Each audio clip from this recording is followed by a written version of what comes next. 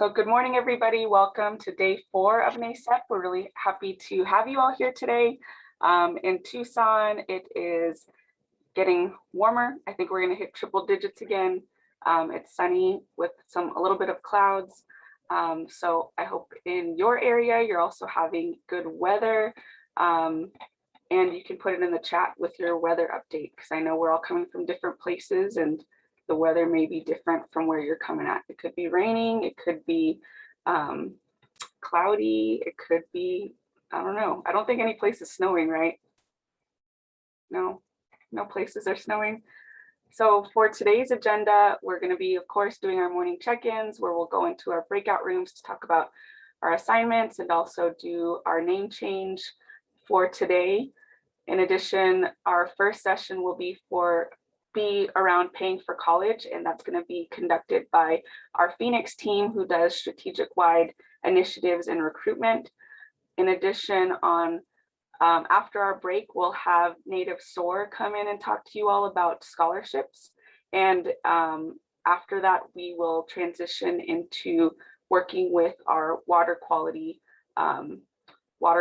packets and tools. And so Natalia put something in the chat that will be useful for us later. If you didn't receive it or need to have it resent, then please message Natalia and she will resend it to you. Again, reminders, please make sure that you've signed up for Slack if you haven't already, and also have your parents sign on as well, or your guardians. Make sure their notifications are turned on. If you have not already, please send a photo of yourself and your family to Box. Again, we do use these photos. We're going to be taking a look at who has sent everything in and update our spreadsheet. So if there's anything that's missing, we'll likely send an email to you and your parents or guardian. And also make sure that you're signed up for Kahoot and have your ACES membership created. I know that question was a part of the reflection from last night, and so we'll update that as you all have reported that to us as well. Again, guidelines, make sure that you're on time, be respectful, you're engaging with online programming and avoiding any distractions, communicating with staff, which you will have done, and also to have your video turned on. And this is just reiterated here. And just be ready to participate. You may be called on. You can use emojis, you can use the chat, all those places to make sure that we're engaging in the content that we're going to be learning. So today we will start off with the swag kids. And so I think I will go ahead and have swag kids come on, unmute yourselves. So Autumn, Cole, Hannah, Ko, Mateo, Michaela, Zeta, and Tennille, have yourselves unmuted. And we are going to say, what are we going to say? Does anyone have suggestions for what they want to say from the group? We're going to say swag kids. Swag, I like it. Create it. We're going to say. I think they should say swaggity swag swag swag. I agree with the second one. Yeah. I like See? Okay, good suggestion. All right, on the count of 3, we're going to say swaggity swag swag swag. Okay. 1, 2, 3. Swaggity. Swaggity swag swag swag swag. Pretty cool. That's pretty cool. All right, next we'll go to Kiara with the lab rats. All right, let's see. We're just gonna yell out as usual. Nothing different. All right, 1, 2, 3. Woo! All right. Natalia with Twisted Blue Mind. All right, Twisted Blue Minds, we need to do pretty good today. We have, whoop, there it is. So on a count of 3, or unmute yourself first and then do whoop, there it is. So 1, 2, 3. Whoop, there it is. Good job, everyone. You all killed me. All right, so we got our morning shout outs. So what we're going to be renaming ourselves as today is your first name and your favorite movie. Your first name and your favorite movie. If you don't know what your favorite movie is, then maybe a movie that you enjoy. I think last year we also extended it to be TV show, maybe if you watch TV shows more than you do movies. So I'm gonna change it to Carol. And a movie I watched yesterday, it used to be my favorite movie as a kid, was The Mask. I don't know if anybody's seen that, but yes, Carol, The Mask. And then since we're trying to record the different responses, after you change your name, put Happy Thursday. It is Thursday, right? Yes, Happy Thursday in the chat. Thursday, all right. So we have KO, his favorite movie is Trial of Chicago 7. Is that a movie or is that a TV show? Yeah, it's a movie. It's on Netflix. Cool, great suggestions. And then this also gives me a list of movies that I should probably watch if you guys like to watch. All right. Let's see, Carol is The Mask. Yanapa is Endgame. Rudy is Into the, I only get part of it, Spider-Verse. Into the Spider-Verse. Let's see, Zeta is Sin City. Cole is Smoke Signals. Kayla is Moana. Michaela is The Rain. Kayla, okay, Moana. And I'm getting repeated. Jaren is La Bamba. Taylor is Pride and Prejudice. Let's see. Kalana is Tangled. Azure is Spaceballs. Oh my gosh, that's awesome. Addie is Dazed and Confused. Karumari is Santoy. I don't know what that is. Natasha, Rick and Morty. I think he still has to change his, that's his last name. Oh, okay. Whiplash. Okay, and Autumn is Ratatouille. Awesome. Twanisha is SVU. Oh, that's a good one. Tennille is Bohemian Rhapsody. Caitlin is Top Gun. Let's see, someone put their name as Star Wars 6. Don't know who that is. Caitlin, Top Gun. And I think that's it. Oh, like Celeste is If I Say.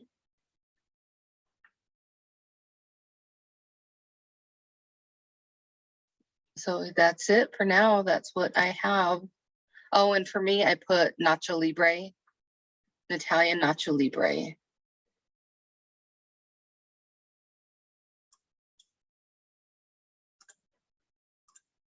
All right, take it away, Carol. I thought I was unmuted. I said that's a quotable movie, Nacho Libre. I feel like I say things from that movie all the time. Like I believe in science. That's a good one.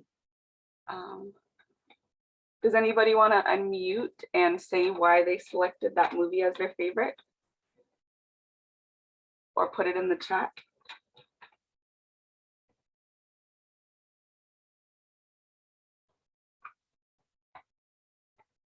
Why did you say that Nacho Libre is your favorite? For me, Yes. because it's funny and I like just the humor in it. And it's a movie you can just watch, or if you need a background noise, it's a good quotable movie, or like if you need background noise to take a nap, Mhm. It's something that you can, it's uplifting. So that's why I chose it. And I'm gonna go with Hannah. Why did you choose the mummy, Hannah?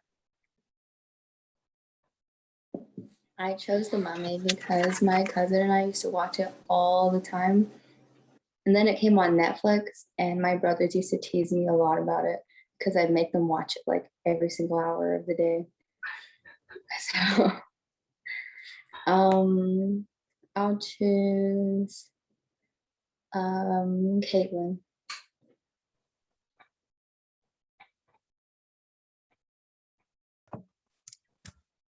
I like Top Gun because one day my dad decided to put it on and I was like not interested at all, but I actually ended up watching it, and it played the same week about 3 times and I ended up watching it the whole week.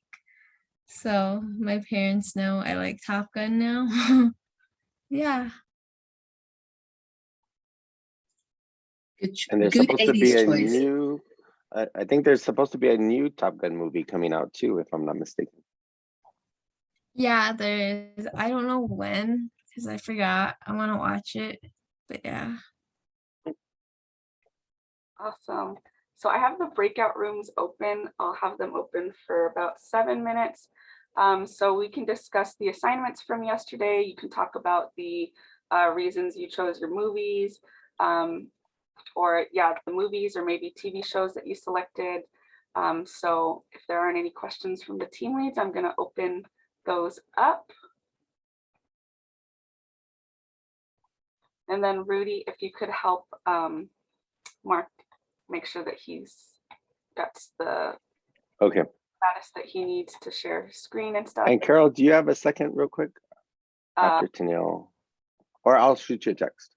Okay, because I don't think that Denise is here quite yet, so I'm gonna jump into room 2. Sounds good. Thanks, Carol. Hey, Tennille, hop into your room 2 breakout room when you get the chance.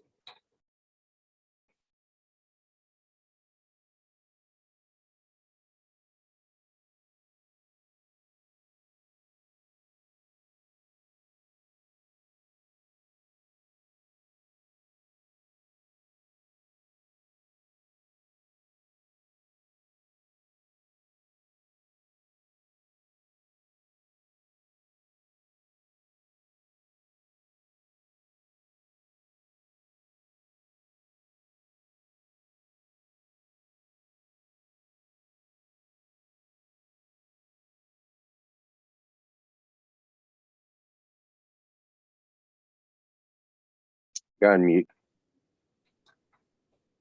And I would also like to introduce the Phoenix team. So Angelique, if you notice our names, you're welcome to participate with us as well. We put our name as our first name and then our favorite movie. So you're welcome to do that as well. I think Mark might have done it. Yep, his Top Gun. Yeah, I'll definitely I'll do that later after I am done presenting the first half, but just for the record, I do love Star Wars, so I would probably just put Star Wars in general after my name. And my name is Angelique, and if you are ready to get started, I can go ahead and kick us off. Sure. So we're going to have a presentation from some great colleagues that we have from the Office of Early Academic Outreach team. So they work with both Natalia and I. They are Mark Clytus and Angelique Rodriguez. Did I get your name right? Sorry. Let me see. Yes, Angelique Rodriguez. And so they're actually coming to us from the Phoenix area, and they talk to youth and different schools and whatnot about the college going process. So we're really excited to have them here today. And the topic they're going to be covering is paying for a university education. And so it's a huge testament if you've seen how many people who've been coming to present and support you all here today. And so we're happy that you're learning about other team members that we have within our office that are also resources. And so I also want to point out that Mark's daughter went through the NASEP program as well. So he's a NASEP parent and is also a resource in that aspect. And so without further ado, I'll give you all the floor to introduce yourselves as well. Thank you.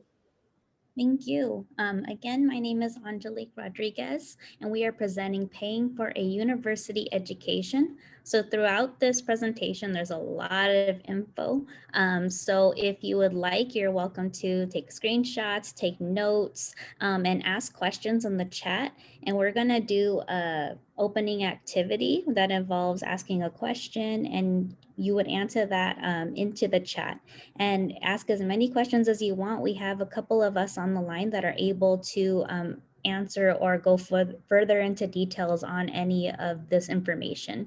So if we go to the next slide, you could take a look at our info here. I will give Mark a moment to introduce himself as well. Go ahead, Mark.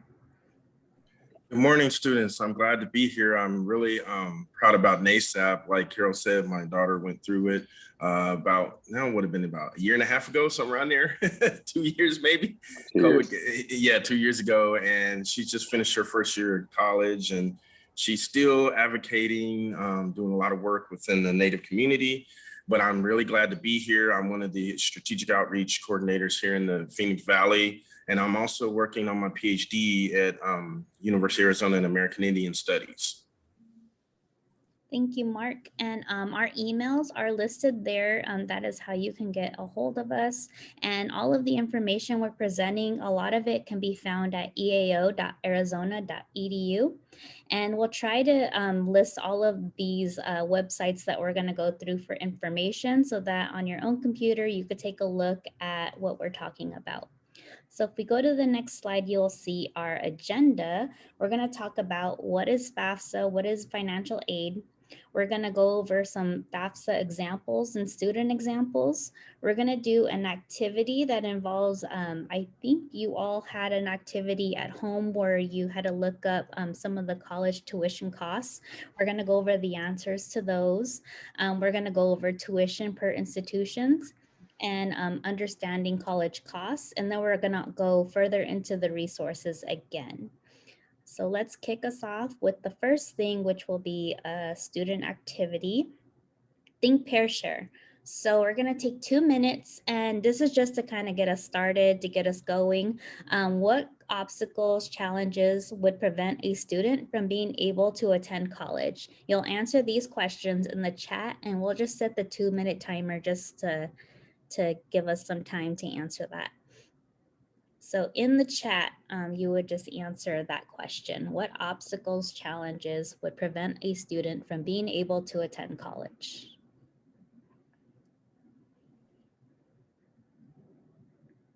All right, awesome.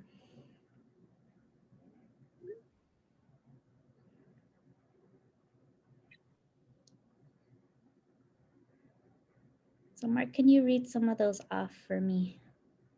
Yeah, most of them was cost, money, transportation. One, someone said financial trouble, money. Most of us, all the costs involved with going to school. Hey, the mindset of a student changing. Okay, that's good. Okay, transportation, living on the res, that makes sense. You know, getting to and from the institution. Academics, Antonio said academics, money. Predominantly, it was mostly the money and the costs or pressure. Okay, money or pressure. Huh, that's a good one. Pressure, I never heard of that one. Self-doubt. Okay, that many students face money issues. In fact, they stem from families that have never been to college, right? Okay, seen a 4-year investment through. Okay, family. Someone said family is one of the obstacles. Let's see, I thought of leaving home. Okay, GPA didn't meet the requirement. Imposter syndrome. Yes, these are all great answers. Yes, it looks like everyone answered. This is really good participation. So kudos to you all for answering. And that's how throughout this presentation, if you have a question or if you have a thought, go ahead and put that in the chat and we'll try to respond to it. So our timer is up and we're gonna take a look at, a lot of you said some that aren't on the next slide. We're gonna go over the top answers that we hear a lot when we give this presentation. A lot of students definitely answer money, that students worry if they can afford it or not. Students' lack of understanding how college works, which would be the college knowledge, understanding how to get to college, what the process looks like. And not only that, parents understanding what that process looks like as well. Students' fear of failing, and of course the how to get to college, transportation, or living on campus. Those are some of the common ones that we hear, but we're definitely going to dive into the first one, which is money and being able to afford the cost of college. So let's take a look at the first thing, which is going to be our introduction video. Now, this is on our Start Now website, and it basically gives a great overview of everything that we're going to go over. It could be a lot of information, but again, ask questions, and it's just a kind of, we're going to show you this information, but then we're also going to dive into it more after the video. So let's go. Angelique, I was just gonna briefly mention, Angelique, that the students all received the Plan for College guide. That guide is the document that has this Arizona state flag on the front of it, students. And the Start Now website is on the bottom of that website. I'm also going to put it in the chat. I'll turn it back over to Angelique. Thanks. Thank you, Rudy. So let's go ahead and full screen that. And we're going to spend 3 minutes watching this video. Just a second. Let me make sure I forgot to click the share sound. I'm sorry. There we go. Okay. Here we go. And I'm gonna go full.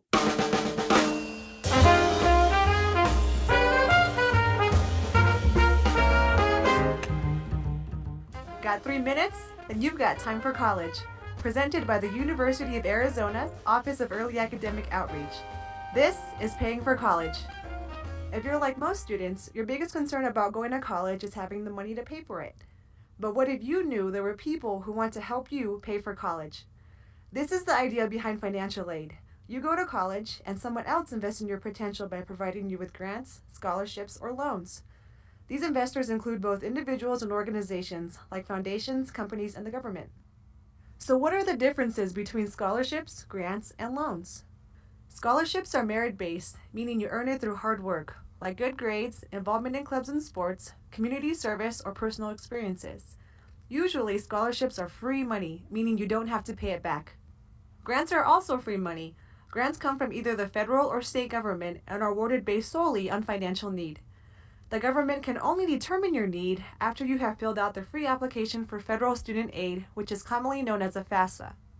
The FAFSA can also give you access to federal student loans.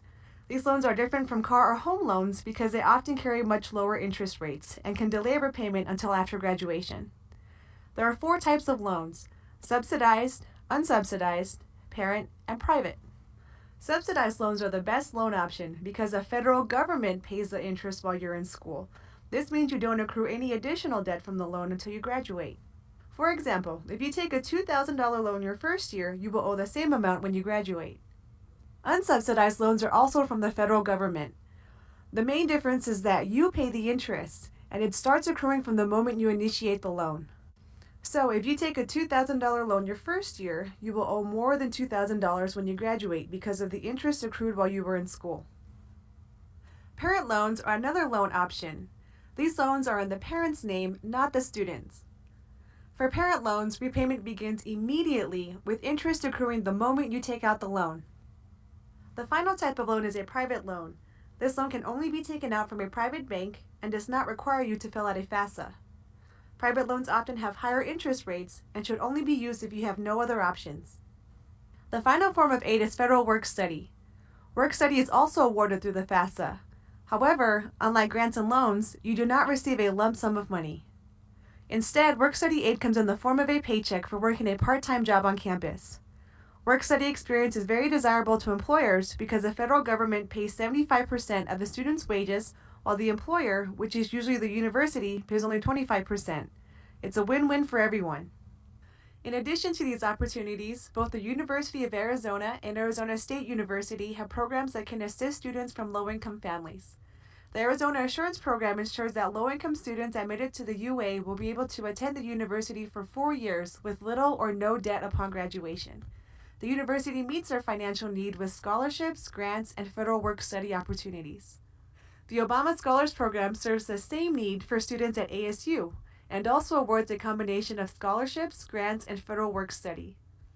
In this way, Arizona universities are committed to making sure financial need is not your main obstacle when it comes to going to college. This has been a presentation on paying for college. For more 3-minute videos, please visit startnow.arizona.edu.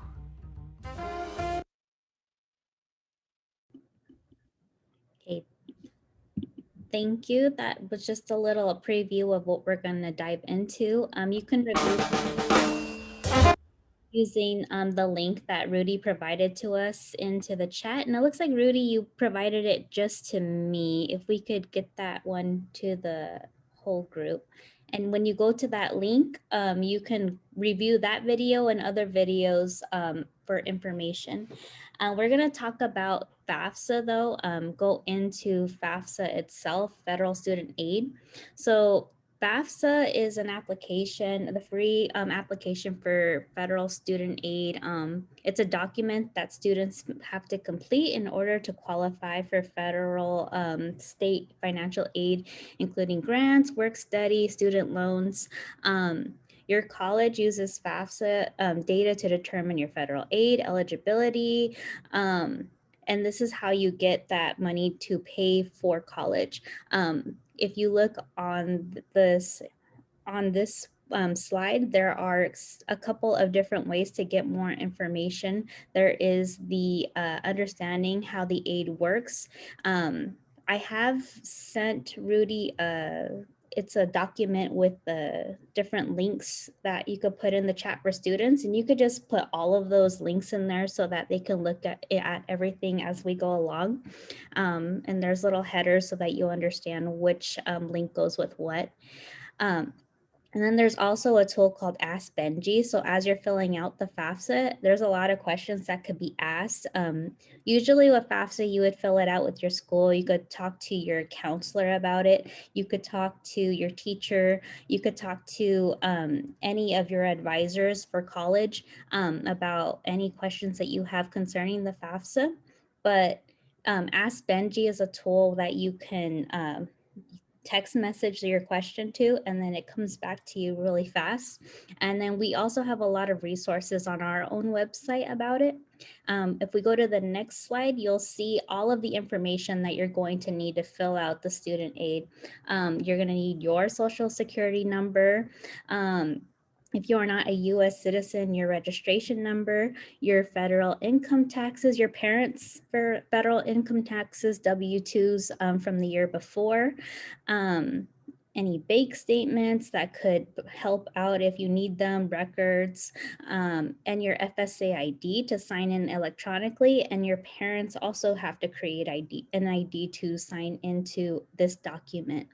If we go to the next slide here, again, these are the types of aid that you would receive after you apply for it. In the FAFSA, you're going to put in every school that you're thinking about applying to send that information to that school. So if you're thinking of applying to not just U of A, but ASU, Grand Canyon, NAU, community colleges, there's a portion of the FAFSA where you list all those schools to send the information that you're filling out to those schools so that they can all grant you offers of aid.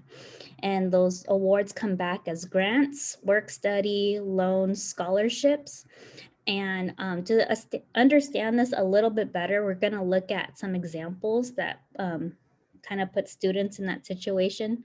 So if we go to the next slide, we're just going to we're going to get there eventually. But right now we're going to look at how loans work.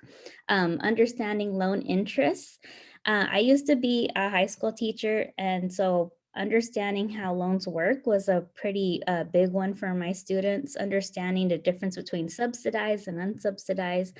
Subsidized loans, their interest doesn't increase while you're in college. An unsubsidized loan, the interest increases when you accept the loan.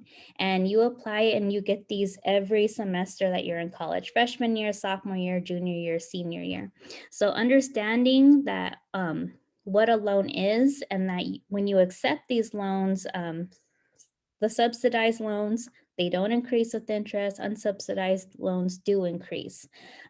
Basically, in a nutshell, that's what that means. And if you understand that, you basically understand how the loans work. If you go to the next slide, a lot of students qualify for what is called the federal Pell Grant. The maximum for this Pell Grant is $6,345 this year for the 2021-2022 year. And it is based, a lot of students think that it has to do with their grades. If you're going to college and you're awarded, acceptance, the grant itself, the federal Pell Grant, is based off of your parents, what they make. So it's not academic based, it's based on your household income of your parents and where you live. And that's how you qualify for this particular Pell Grant. And other things like scholarships are separate from this. So you can get a grant and scholarships on top of this grant. And the only way to determine if you're eligible for this, again, is if you fill out the FAFSA financial aid application. And it could take some time to fill out the application. For some students, they get through it no problem. Everything goes through smoothly. Some students, they have to do verification. Some students, it comes back that the information didn't match up. So you have to start it as early as you can, your senior year. Every year, the federal application opens on October 1st of your senior year. So the sooner you start it, the sooner you can get through any bumps that you hit with the application, if you have any, and you will meet those deadlines for each schools. Schools have different application deadlines for the FAFSA application. So for instance, U of A's is March 1st of that year, of your senior year. NAU is a little bit earlier, around November 15th, and ASU is usually around January 1st through the 15th. It varies. So understand when those deadlines are and that the application opens October 1st. Give yourself some time to fill it out and to fix anything any mistakes that come back on that application, if there are any. So let's go to the next slide. And this is what we're talking about U of A. So this is what it looks like for U of A. These are some potential scholarships that you could get from U of A: the Wildcat Tuition Awards, Arizona Tuition Award, National Scholars Tuition Awards. If you look at these links, there should be a link in here for University of Arizona scholarships, and you can look further into those and look to see what kind of GPA would you need to qualify for those, and what kind of other factors for those scholarships that you have to consider to be eligible to earn an award from those. So just take a look at that. And if U of A is not your first choice, all of the universities have their own website for this information. So I encourage you to go look online and see what those, the university that's your top choice, and look at their scholarships that they have to offer and see what you need to do to be eligible to earn those ones. But right here is just the ones for the U of A. So let's go to the next slide. This is new. I want to see if Rudy can help explain this slide if he's on the line still. Yeah, no problem, Angelique. So just so that folks know, previously the University of Arizona used to kind of have a matrix that would look at your GPA based on the Sweet 16 courses. Again, if you look back at that plan for college document that we sent you, there's a description of what those Sweet 16 courses are. Includes 4 years of math, 4 years of English, 3 years of lab science, 2 years of social science, 2 years of a second language, and 1 year of fine arts. Yeah, those are the Sweet 16. So they look at how you do in those courses, and based on your GPA, you can get different levels of scholarship. So you'll see that a student that enters with a 2.75 GPA at the university, and that 2.75 GPA is specifically within those Sweet 16 courses, they can get up to $750 of scholarship. Now, if they do better than that, if we jump up to the 3.5 GPA, you'll see that that amount jumps up to $5,000 for the year. And then that if you jump all the way up to that 4.0, which is really hard to get to, but some students do get to that level, right? They can receive $12,500 in terms of annual scholarships. The great thing about these scholarships is that they're renewable. And what's nice about these scholarships being out there is that then it gives students across Arizona kind of a target for where they want to try to land in terms of their GPA, especially in these Sweet 16 courses, so that they then could get these scholarships as they come into the university. So that's kind of what this is. The note here specifically mentions that this was for students entering into fall 2021. And the reason we mention that is that every year the university makes slight adjustments in these scholarships, may make slight adjustments in the GPA levels as well. So later, probably in the next couple of months, we're going to see that the University of Arizona that's going to put out a new table like this that will show this year's GPA and scholarship awards. Thank Great. you. And with that, yeah, no problem. I'll turn it back over to Angelique and Mark. So right now what we're gonna do is I'm gonna let Mark help us lead into this next portion, which is we're gonna look at the information that you all looked at for college costs. For some of you did Grand Canyon, Dene College, and the other one was U of A. Mistaken? Yes. So we're going to split up into groups. We're going to take 3 minutes to go into our groups that did those different colleges, and just to see if you're all on the same page, what you all found, any questions that you have, you could talk about that in your group. And when we come back, you're going to share those costs, and we're going to go over the actual costs that we found. And it could be an open discussion if you all have any questions that you found from your split groups. Yeah, Carol, do you mind splitting them up into your group names? Because since you kind of know the names, I don't want to screw up the breakout rooms, even though I have. Oh, they're already broken out. You already have it, right? Yes, and just a note to the presenters, I got a couple messages from students who said that they tried to download the file and it wouldn't convert or something because of maybe they were using their iPads. And so just letting students know, if you did experience that, then that's fine. You can feel free to just look at the types that are here, the different levels of types of costs, and then just put it on a sheet of paper or open your notes and make some guesses.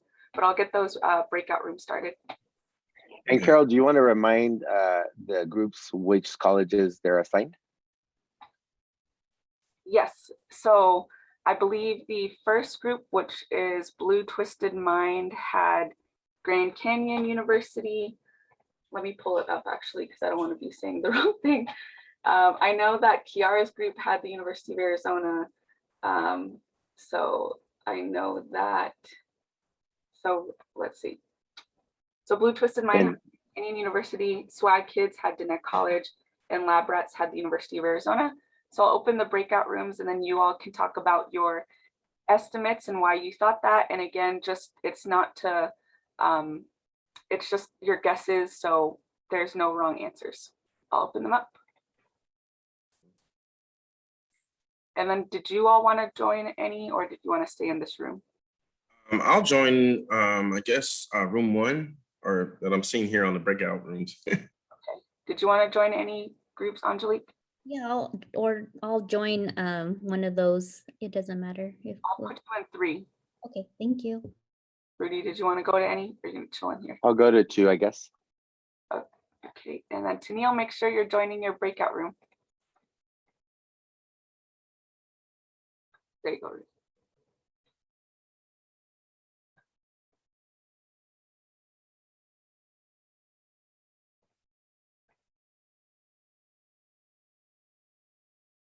Looks like people are slowly coming back into the main room here.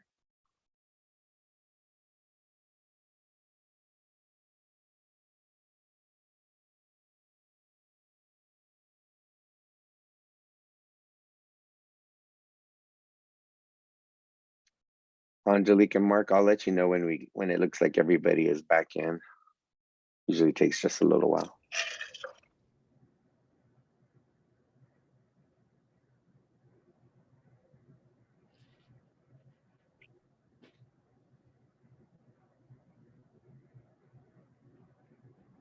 Mhm.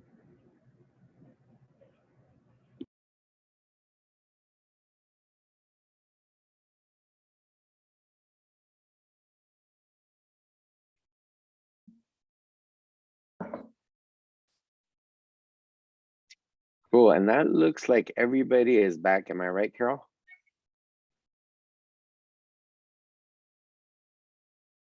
Yes, so I think Mark and Angelique, you're more than welcome to kind of share your screen and lead us through what some of the actual answers are. Okay. Well, welcome back, students. Thank you for participating in this little exercise. I'm going to go, oops, I'm sorry. Let me go to the next one, and we're going to go to group 1. This is, I guess, I forgot what the group name was, but in room 1 that we broke out the, some of the students' estimates were around, Natalia, you want to share that? Because I think it was like 21,000. Yeah. So Natasha had predicted 21,700 and Yabana predicted 27,000. Okay. So those 2 students was able to give those numbers to us, but students, this is what, for those who are interested at GCU, Grand Canyon University, the actual cost that is their tuition and fees, as you can see here, is 17,800. Room and board is 7,800. This the board also includes meal plans, this number as well. So you have your rent, I call it rent, but mainly your dorm living and everything for your room and board. And this includes a meal plan when you're on campus. Books and supplies were 800. Travel, they didn't really give it on their information on the website, but that's kind of fluctuates there. Miscellaneous, they report about 5,700 for expenses and different things for that you might need for going to GCU. So it's a total to go there each year, $32,100. Now, I will say this, with this cost, it can be altered through different scholarships, financial aid, as we are presenting. So don't get too discouraged when you see these numbers, but everything is possible. So I'm gonna go to group 2. And so Mark, I have a question. Yeah. So is for the Grand Canyon University, that's for 2 semesters, correct? Yes, that's for 2 semesters, yes. So if they take that in half, that would be per semester. Yes, so that would be, I guess, let's see, doing quick math, that'd be 1650 per semester for fall and spring. Okay. Semesters. So that's, and I forgot to say, Grand Canyon University is a private university, but they have a lot of scholarships and different things, just as well as the public universities as well. So that's what the cost is for GCU. Now, let me go to group 2, our Dene College, which is a tribal college and university. Who had group 2? Did anybody want to present on this? Some numbers? Me and Rudy had that. We did we only got through tuition and fees and then room and board. So there was a lot of guesses that were from like the 1,000 to 5,000 mark for tuition and fees, room and board 9,000 to I can't remember what the high end, I'll say 5,000. And then I think for the total cost, I remember Zeta's answer was 15,000.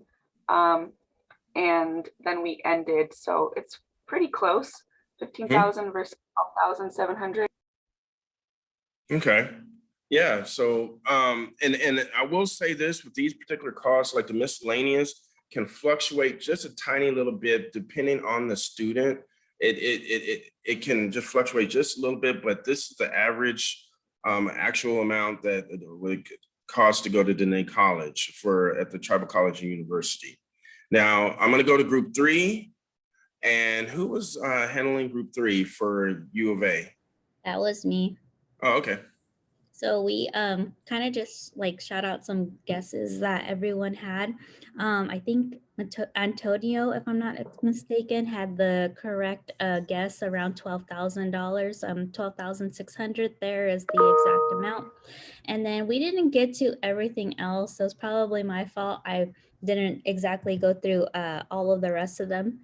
But as you can see, that's we talked about how prices vary with all of these costs for room and board, books and supplies, travel, miscellaneous. It all depends on the student. And we're going to go a little bit more into that right now. But yeah, everyone did an awesome job. We had the right guess, so we focused on that. But if we go to the next slide, we're going to go talk a little bit more about what I was talking about, how not this slide, but the next slide about how prices vary per student, students that have different programs, students who have different costs in their program. But let's go back to that tuition slide there. Mhm. Yeah. And then Mark, if you'd like to start us off on this one.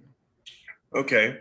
So this is the Mark, can I yes. share something on Yeah. share something on the slide right before this, if that's okay? Yes, certainly. Were we okay, yeah. So just as we're looking at the U of A slide, just something that we like to do with students and families when we're kind of looking at this. For students, in the chat, can somebody, or you can unmute yourself either way, what ways could we save on tuition and fees? Is there any way that we can save on tuition and fees? You can throw it in the chat. Live with and unmute family yourself. members. I'm sorry. Family members, that's great, right? So family Yeah. members could help to kind of save up. Okay, great. What other ways could you A save on job. tuition and fees? A job. You could get a job. Okay, very good. Any other ways that you know that you can save on tuition and fees?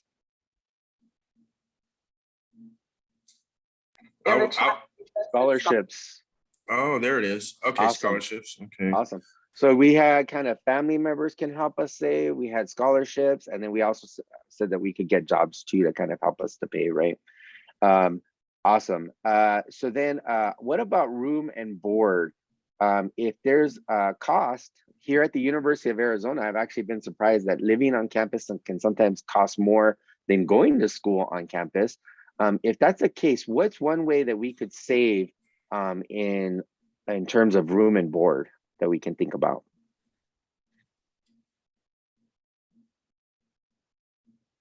Rudy, So if we're not living, Sorry. Yeah, go ahead. Going back to tuition and fees, if you don't utilize the gym or those services, you can request to have that money put back onto your bursar's account. So just FYI. Yeah. So just kind of being an advocate for yourself in terms of fees is really good. So if you're not living in a residence hall, is there anywhere that you could live that would make it less expensive? You could live. For room and board? You could live. Go ahead, Yanaba. Yes. Or you can, sometimes there's family members that you can stay with that live around there. Okay, so you can. Living off campus is probably a little bit better. It's definitely cheaper.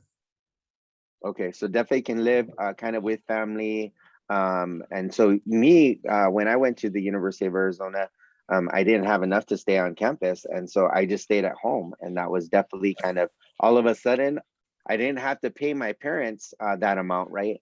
My parents would pay for food kind of a thing. And hopefully I was helping out with the job that I had, but that was it. How about books and supplies? Any way to Yeah. save in books and supplies? I was gonna add, yeah, go ahead. Sorry. It's okay. You can rent books instead of buying them. There's like different websites and stuff that past college students rent out their books that you have, and then like supplies and stuff like that. You don't have to get like the most expensive ones. Usually you can just get the ones that you can find for cheap. They work the same way. Very, very good recommendations. Yeah, Mark, go ahead. I was gonna add to that what she was saying, but make sure when you do rent the books, make sure you have the right addition to what the professor's asking. Because some students will just give you the renting a book, but it might be the wrong edition. So when you go to your class and the professor says, oh, this is this chapter, so-and-so page, and you're looking at, wait a minute, this is not the same edition. So just be careful when you do rent books. And I'm an advocate to always make sure you get to know other people or other friends that are upperclassmen or friends that you may know have gone to take this course. And it's kind of hard, I know, as a freshman and you're going, but if you have friends that is going to the university or been there a year early to help you out with that as well on those books. And I would say when you on room and board, back to room and board, this is the average budget for tuition for every year. But I would say this, students, make sure in your budget, if you decide to go off campus, make sure when you get that refund from out of your bursar, pay your rent. If you're off campus, pay your rent ahead of months in advance, because you're going to get a lump sum check. Don't go spending it on clothes, shopping, and anything else that you think, oh man, I got $2,000-$3,000. What can I, no. And if you're off campus, just pay it ahead, because some places would allow you to pay your rent ahead. Some of them may not, but just a word to the wise, because most students get that big lump sum check and they're like, wow, okay, but no, make sure you get your rent paid. So what about travel? Anybody have kind of recommendations on how they can save on travel? Using like other types of transportation, like the Catran. Wow, Cole, that's awesome. You got that from the presentation, or you may actually be familiar with it from being potentially local. I don't know which one it is, but awesome answer there. Just using public transportation. Some students will kind of use a bike instead of a vehicle. There's just different ways to get around town that could be less expensive. And then miscellaneous. There, I'm not going to ask necessarily for folks' thoughts on that. You can put that in there, but into the chat. But just miscellaneous, I think, really gets down to how do we manage our money, right? So as Mark mentioned, do we decide every week that we're going to go see a movie, or do we wait until it's something that we can watch on our computer or something like that? Whatever those strategies that we can have to help us to kind of make the most of our money, stretch it out as much as possible. It's not to say that you can't have fun while you're on campus. We definitely want you to have fun, but you have to kind of find that balance. So just wanted to kind of go through those real quick and just show that there are some ways for us to bring down some of these costs in each of these areas. Because oftentimes when we look at this, it could look like a lot, but we have a lot of students that are actually making it happen. Through those financial aid pieces that were talked about earlier, and then through these cost saving measures as well. And then I think Carol put in the chat, you can also get a free dorm and meal plan if you sign up for a job as a resident assistant. And that can, I think you can do after your first year. So Mark, I'll turn it back over to you on the next slide, sorry. Yeah, and I would like to also add, Carol also put in here about the Odom Kai Wing, the Native American dorm on campus for NASEP, which is Native American Student Affairs, gives a scholarship for students to stay in the Odom Kai Wing to help cover some of their costs too for room and board. So that's another avenue as well. So those are the ways we students that you can probably save money and just to go to school. There's always ways around it, and when you get to school, you can always have help. When you always have help with people to support you. And again, this slide has the acceptance rates, the tuition costs that we already kind of talked about. This is acceptance rate, the percentage of students granted financial aid. So it's always possible to get financial aid. It just depends upon different aspects of how you apply for your financial aid FAFSA package. Now, I will briefly let Angelique kind of go over this. This is just a typical scenario which students kind of go over about. It's an example what a typical student might go through when applying for financial aid. Angelique, would you want to talk about this? Is she still here? Yes, I'm here. Okay. So Frankie is graduating from high school and he's planning on attending the University of Arizona in fall 2021. And Frankie was offered the following in financial aid. So he got offered the Pell Grant, he got offered the Wildcat Scholarship, and his total gift aid $18,300. He was also offered extra in unsubsidized loans and subsidized loans, which totaled out to $6,000. Now, we're going to look at the cost of tuition and all those costs that you just saw there. Considering books, and if Frankie decides to live on campus, does he have enough money to attend U of A? And does he have enough to live on campus?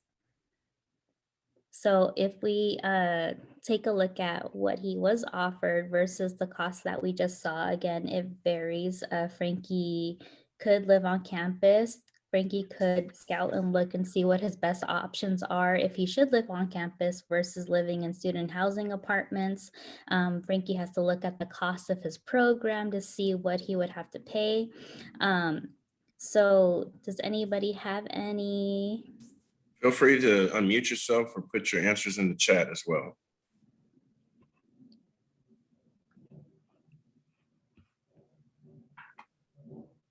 Go ahead, students. You can go ahead and unmute yourself or say what you need to say in chat.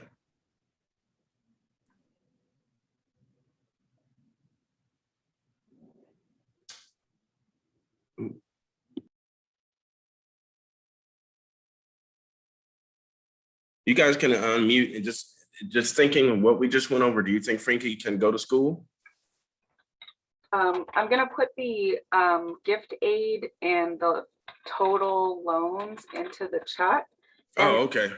And then if we could go back to the other slide, maybe it'll be helpful to see what the total costs and stuff were again. Oops. So go back to there. Yeah.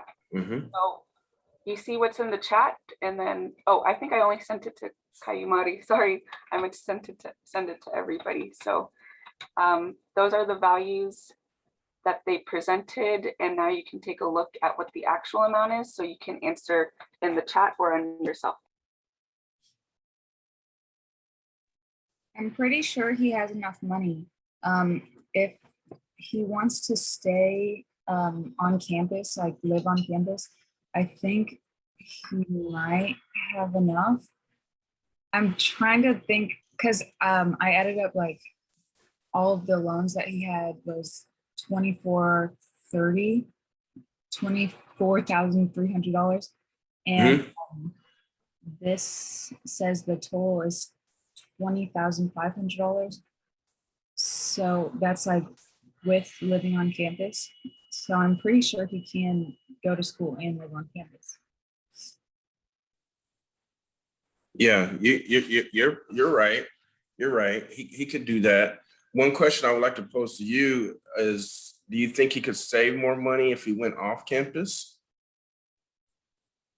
I mean, yeah, everyone could kind of save a little bit more money if they live off campus. Well, it depends on like where, but Go ahead. He has enough to go, but he only has $3,800 extra from the loans and like stuff that he got. So I think it'd be better to stay off campus if it's cheaper because $3,800 is not that much when you're looking at college. Because you could run into different problems along the way. Like maybe you need to buy an extra book or maybe like your meal plans are getting expensive and stuff like that. So definitely stay off campus, but he does have enough to go to school. He just needs to be careful with how he spends his scholarship money. Mhm. That's good answer. I did want to add one thing, students. There is such a thing in financial aid called the cost of attendance appeal.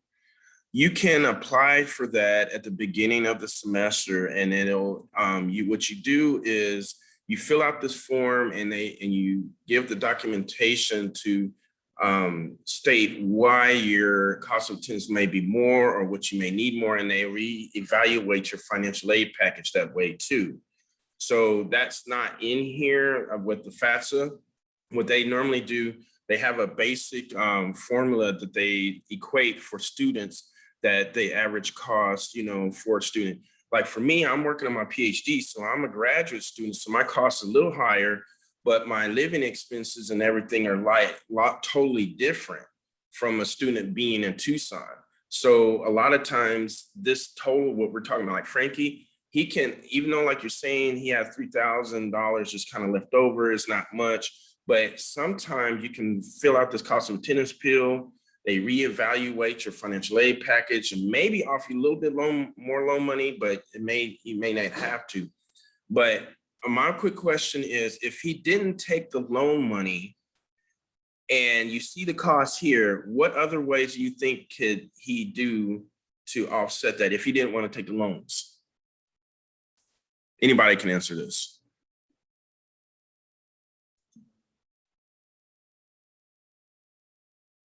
Feel free to unmute yourself. What other things? I know he'll be short. It looks like he'd be short about $2,200. But what do you think if he didn't want to take the loans? What would you do? As a tribal member, oh, sorry, go ahead. Go ahead. Oh, I was gonna say he could maybe get a job on campus and then live in the dorms there. And like, I'm assuming that he would have to pay less. So he would save maybe more money on rooming and boarding. Okay. Also think as a tribal member, what do you have?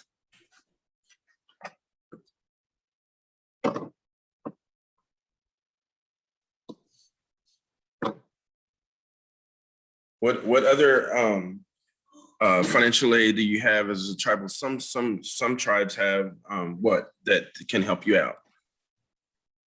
There's tribal scholarships within the tribes. You can apply for the tribe that you're in or the reservation you're on. I know that you can do. Bingo. Good job. Mm-hmm. So that can offset that too. A lot of the tribal nations are trying to help their Native American students where you're not in so much debt, where you're not taking X amount of loans out. But I will say with the loans, they are small interest rates given for educational loans. So people think loans are bad, but sometimes you may need that to offset the cost of going to school. And it's not bad, it's just how you budget it, and making sure you are knowing that after you graduate that you have to understand that you have to pay these loans back. So just being those are the avenues that you can use, offset that by a job or other additional scholarship money and different things like that. And if you do get other scholarships like the Assurance, the Obama, or the other need-based scholarships, and if your grades are up, a lot of times you don't even need to take student loans. But I advise a lot of students, if you do take a student loan out, if you had to, between like your spring to summer, use the money to pay on like your basic necessities, your rent, your utilities, if you're off campus, okay? Okay, Carol said, remember those words that Frankie got are only from the university. He can also apply to outside loans like tribal scholarships and scholarships outside the university. Correct, thank you, Carol. So let me go to our next slide here and understanding the program, understanding college costs, and keep going here. So the other factors you need to consider is your program of study. Costs vary by your academic department, depending on what major you decide to go into. Again, like we discussed, where you live, food, meal plans, fast food, home cooked meals. Try not to do all the fast food. I know as a student, you get busy and you have to, but it can be some healthy options, healthier options than that. And then your transportation, you got public transportation and your personal vehicle. You have to understand those costs too, your logistics going to and from the school and how much gas you're spending if you use your own personal vehicle. And I will and we also have college time frame varies per student, and that depends upon if the student is going full-time, having 12 credits or more, or if you decide to go part-time, which is less than 12 credits, and you can take less credits, but it takes you sometimes longer. So the time frame. So a lot of times when you enroll in classes, one class might be 3 credits, some might be 4 credits, depending on which class you're enrolling in.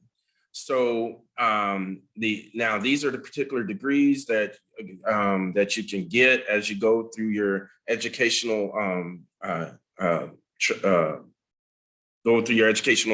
endeavors. Associate degrees take 2 years. Bachelor's degrees take about 4 years, 4 to 5 years, depending on the student. Master degrees are 2 to 5 years, depending on the major or the work they're doing. PhD degree is about 8 to 10 years, and then that varies. Sometimes you can do your PhD shorter than that, depending on the funding and everything. So this is just a slide to get you perspective that it can, the time frame, and it depends on the student as well and the way you get funding to go to school. So remember, full-time student is 12 credits or more.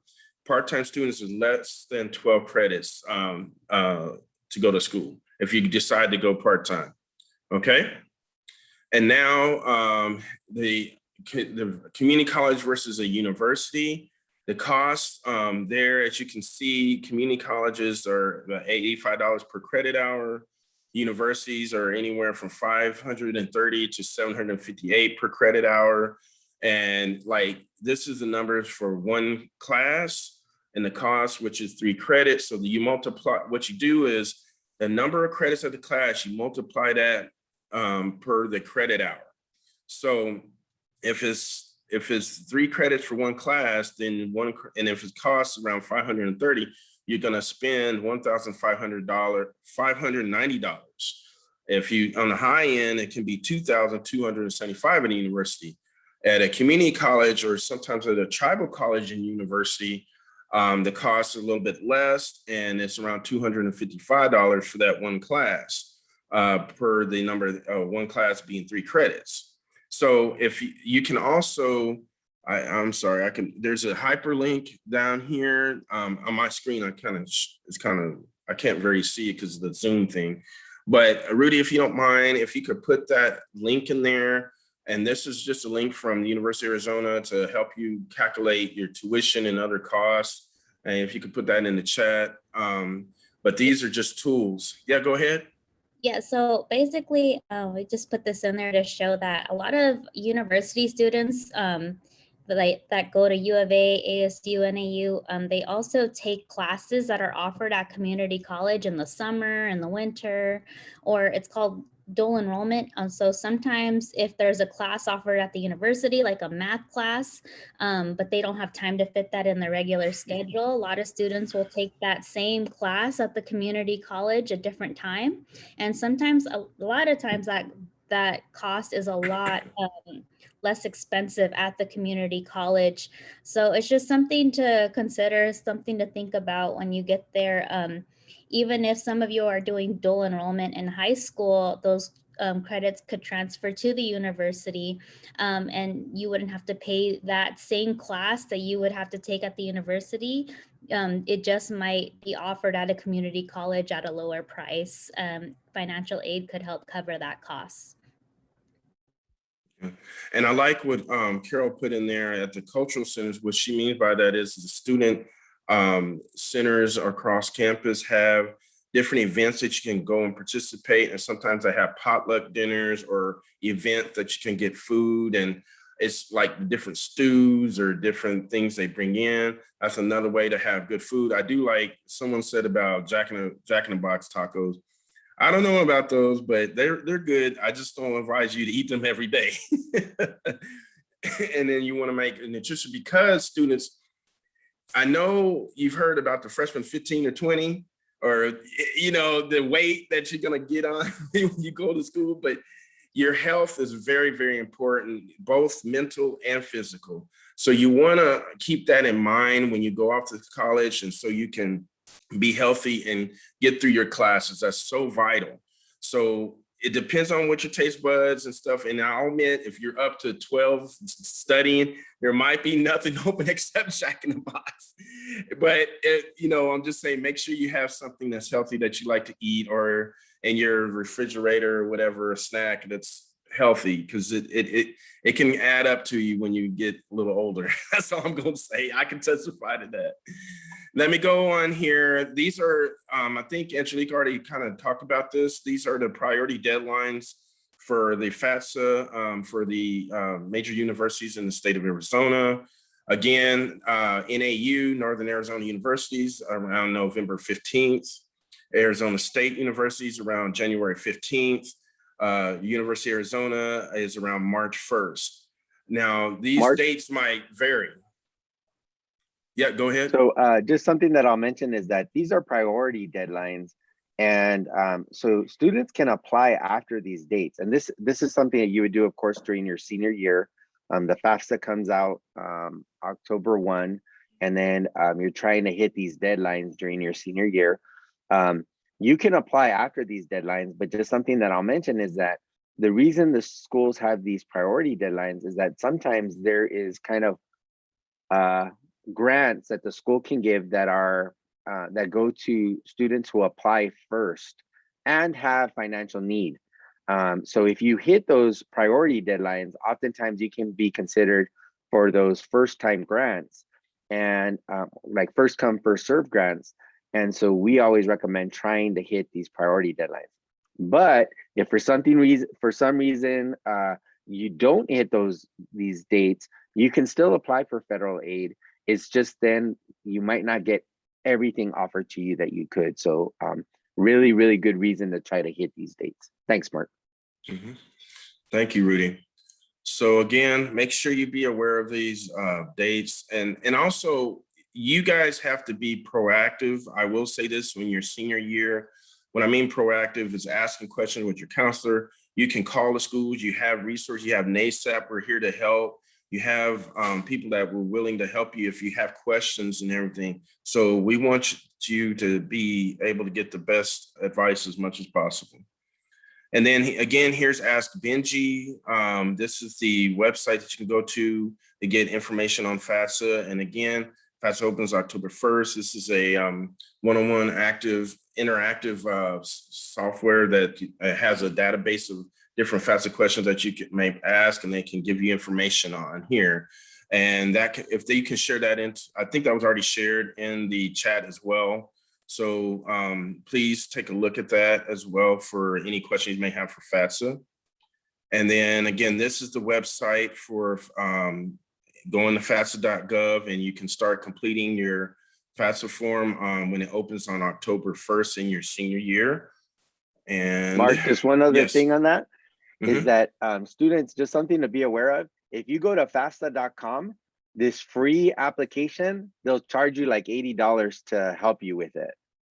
Now they'll provide some help, but there's a lot of support to kind of help you to fill out the form on your own.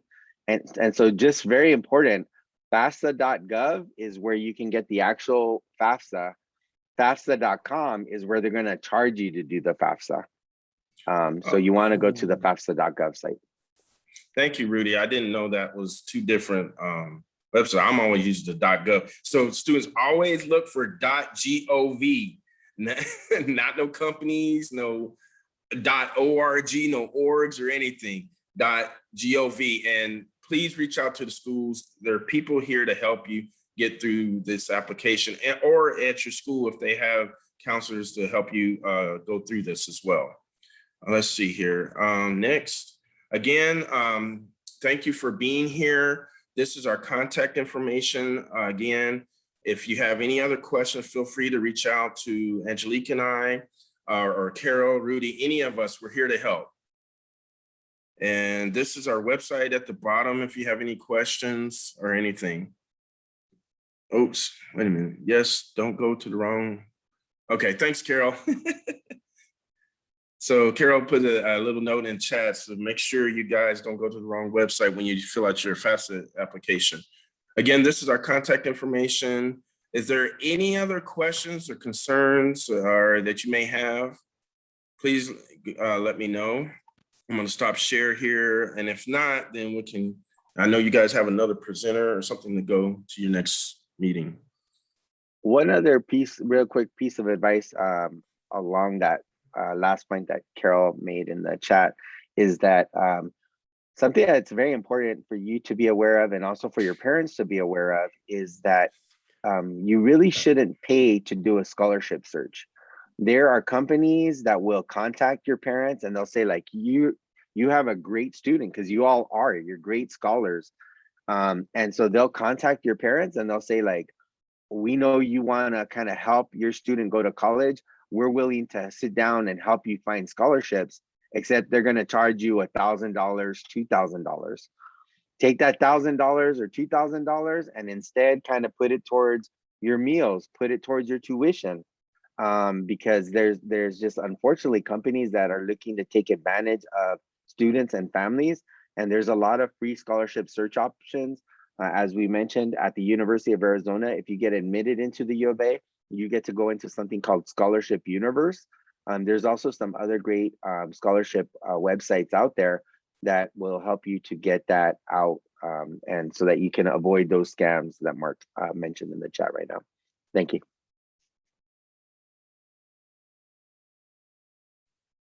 Again, thank you for allowing us to be here today. I'm happy that you guys are here. You're being vibrant, you're participating. This is so important. I'm glad you guys are here. You're starting off with your college access, and especially for Native students, this is awesome for you guys. I'm really proud of you guys. Keep working at it. Keep banging it out. I use colloquialisms as kind of a slang term every once in a while, but I will say you guys have been a great group of students. Carol, awesome job. Carol and all the Natalia and Kyra, all you guys in here. I'm really passionate about it because my work to my PhD, I'm working on my next level, and it's kind of hard. I'm not going to say it's easy, but it can be done. And you have resources here at U of A, ASU, and we're all interconnected. Okay. Can we maybe unmute ourselves and give a big round of applause to both Mark and Angelique for all the information that they've shared with us? Thank you. Let's see, unmute ourselves. Thank you. Thank you. Thank you. All right, I'll turn it back over to Carol. Carol, anything that you want to say as we wrap up on the topic? I think that Angelique and Mark did such a great job summarizing such an intense topic for you all. And just know that we have the presentation available. Again, Mark and Angelique are also resources here. So if you have any questions, we also know this information as well with NASEP. So if you have any questions, feel free to let us know. I know that for one of our students who participated in NASEP 2 years ago, she ended up being admitted to the University of Arizona. And when she was experiencing that portion of having to fill out the FAFSA and getting prepared to pay for college and being enrolled, she reached out to us a lot to ask questions and whatnot. And so again, even when you're an alumni of this program and get to that point where you're graduated, you can still reach out to us to ask these questions, because we want to make sure that the university is accessible to you. Any college that you decide to go to is accessible to you. And something that I just want to point out with that activity, you all had the opportunity to be assigned to 3 different types of college. So again, the University of Arizona is a public institution. The Grand Canyon University is a private institution, in addition to Diné College being a community college and a tribal college. So hopefully with the activity, you got to price compare to see how some of those levels of education and institutions vary. So again, we want to support you wherever it is that you want to go, and you got to make the best decision with what matches with your passions and your wallet and your goals. So just wanted to point that out as well. And I really liked the part where the team brought up how to reduce those college costs, right? You can reduce the cost of college with scholarships and whatnot for tuition. You can decide, hey, you know what, I'm gonna ride my bike to school instead of getting a parking pass on campus, or maybe I'm gonna ride the bus.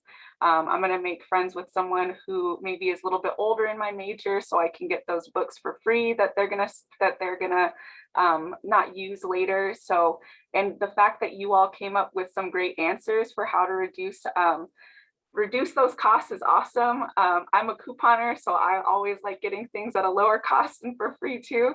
And so I can sense that with you all as well, with your savviness and your penny pinching ideas. So that's awesome. I think Rudy unmuted himself, so I think he wanted to say something. Yeah, Carol, I was just going to mention that one of the things that we have here at the University of Arizona, which I think that other universities have, so you might ask as you interact with colleges and universities, at the University of Arizona, we actually have a staff member in the financial aid office that works with Native American students, because of the fact that sometimes your financial aid can be slightly different in terms of taking into account federal financial aid and then different components that have to do with tribal scholarships. So on our campus, the gentleman's name is escaping me. Is it Odell? And the last, or Ordell Joe is the gentleman's name here at the University of Arizona. And Carol put his email in the chat. And so that's just something that's really nice in terms of being able to have access to somebody who is a little bit more informed about, in particular, Indigenous students' financial aid situations. And so that's a great resource that we have here on the University of Arizona campus, and that I think is available on other college and university campuses as well. Sometimes we just have to ask about that.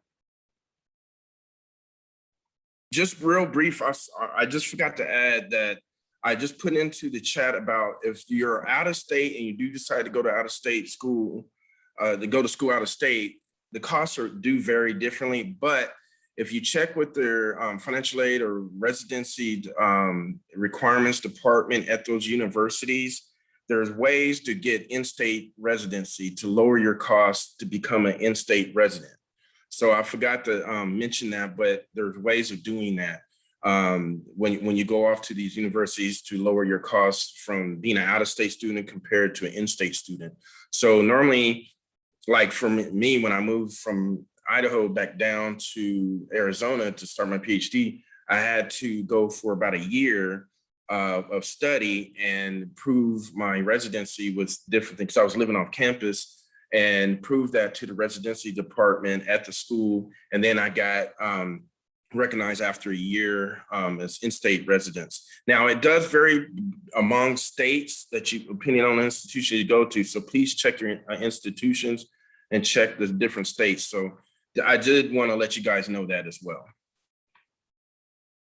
Thanks, Mark. Rudy, shall we do a photo before we break?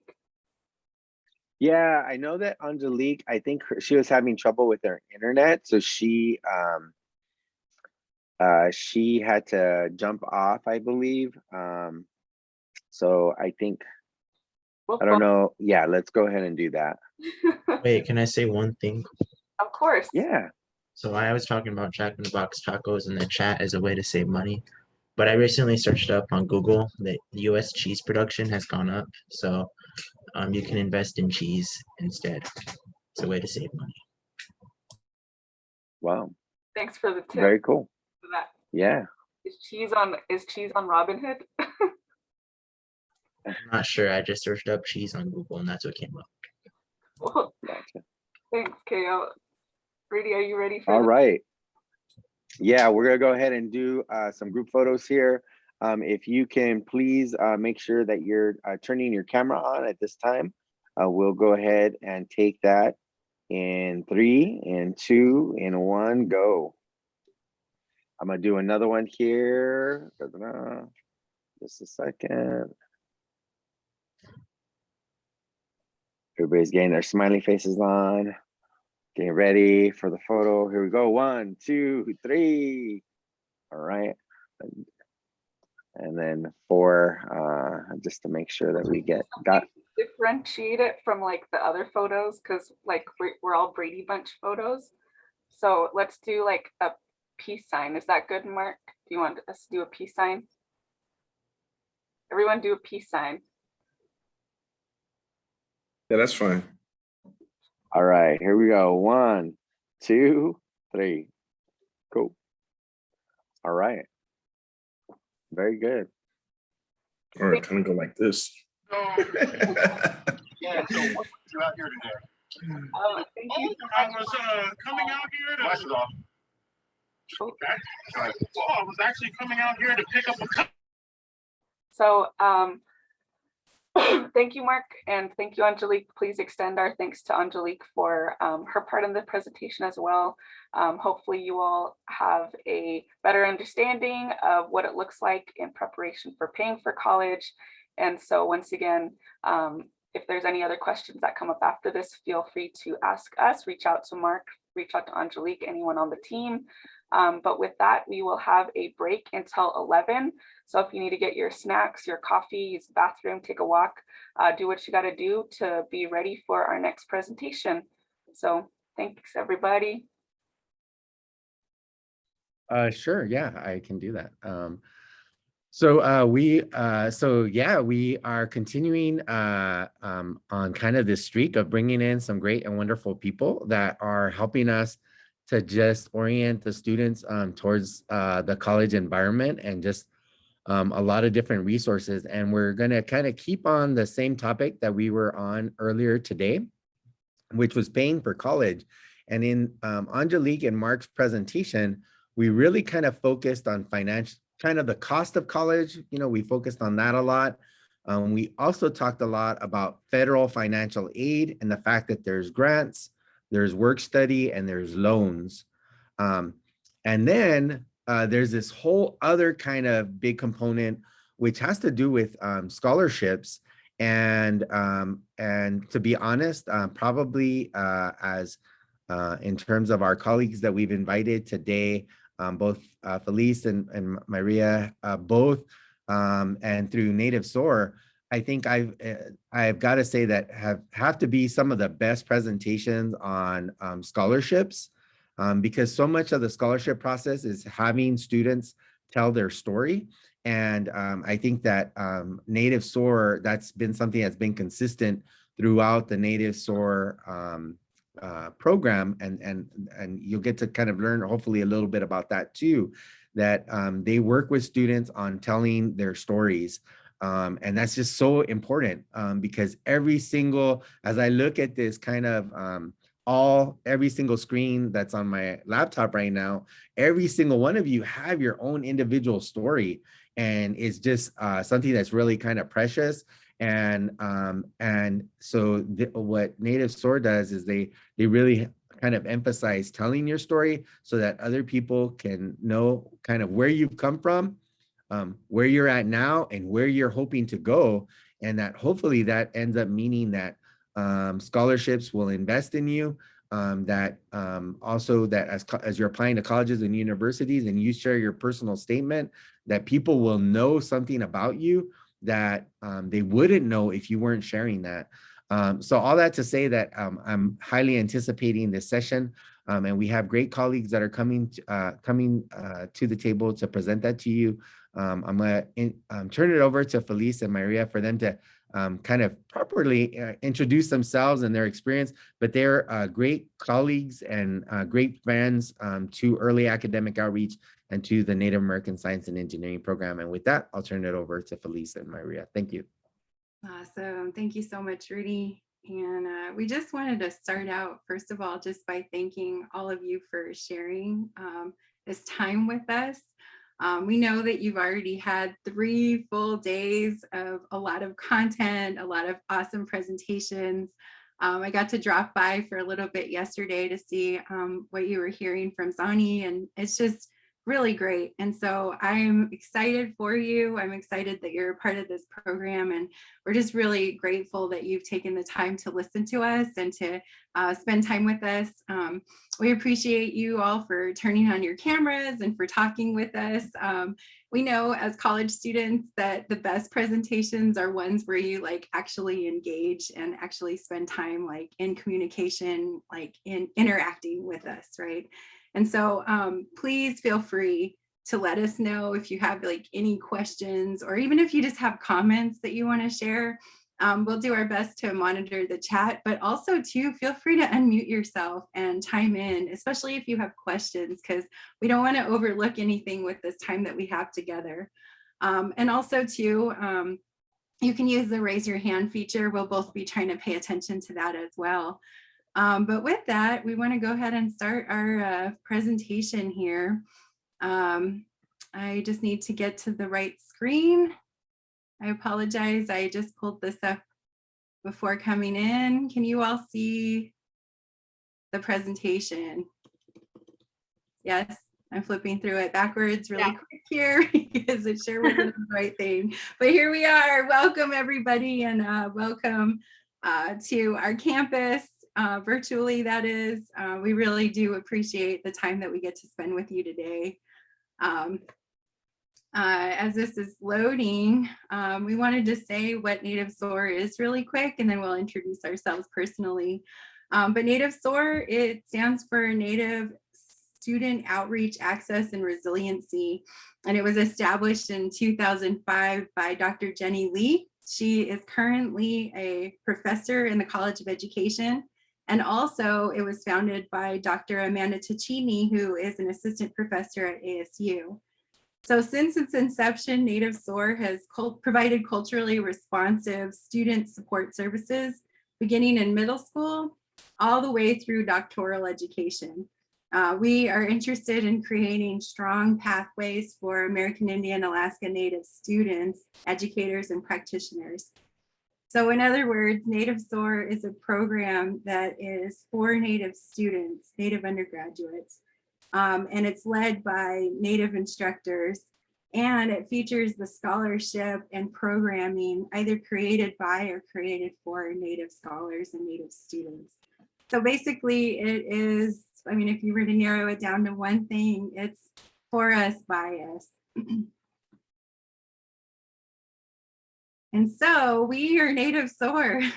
So all the students that you saw in the previous picture were undergraduates who enrolled in our 3-unit semester course.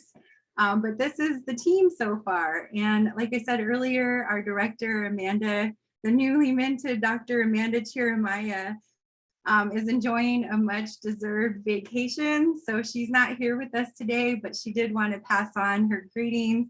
And also to welcome you and wish you a really great summer. But she's excited that you're listening to our presentation and that you're taking part with us today. And then that's me right there on the left-hand side. I'm Danette, Tlingit, and Filipino. I'm a graduate assistant for the Native SOAR program, and I have been since basically the fall of 2017. So I've been spending a lot of time with Native SOAR over the years and have absolutely loved it. I started out initially just wanting to get a master's in higher education, but then really just saw the need to go on and decided to continue on with the doctoral program. So I'm actually going to be starting my 2nd year in the doctoral program. So I like to say that Mandy has finished the race and that she's passed the baton on to me and to Maria. And so I'll let Maria introduce herself. Hi everyone, Yat Shay Maria Sherman Yanisha. Uzlan taglini bashishchin, Vivatoni Dashache, Otto, Toricini Dashanella, Tonahili Nasha. Hi everyone. So I'm Navajo. I'm from a small town called Tenalea, Arizona. It's close to Tuba City, Arizona. I'm of the Many Goats clan, born for the Water Flow Together clan. And my mom is from Tenalea and my dad's from New Mexico. So if you know where Shiprock is, that's where he's from. I got some family up there. And yeah, I really am excited to be here to talk to you all because like my journey within this program has been super amazing. Sorry if I kind of like cut out a bit. I'm recovering from a strep throat. So just to that out there ahead of time.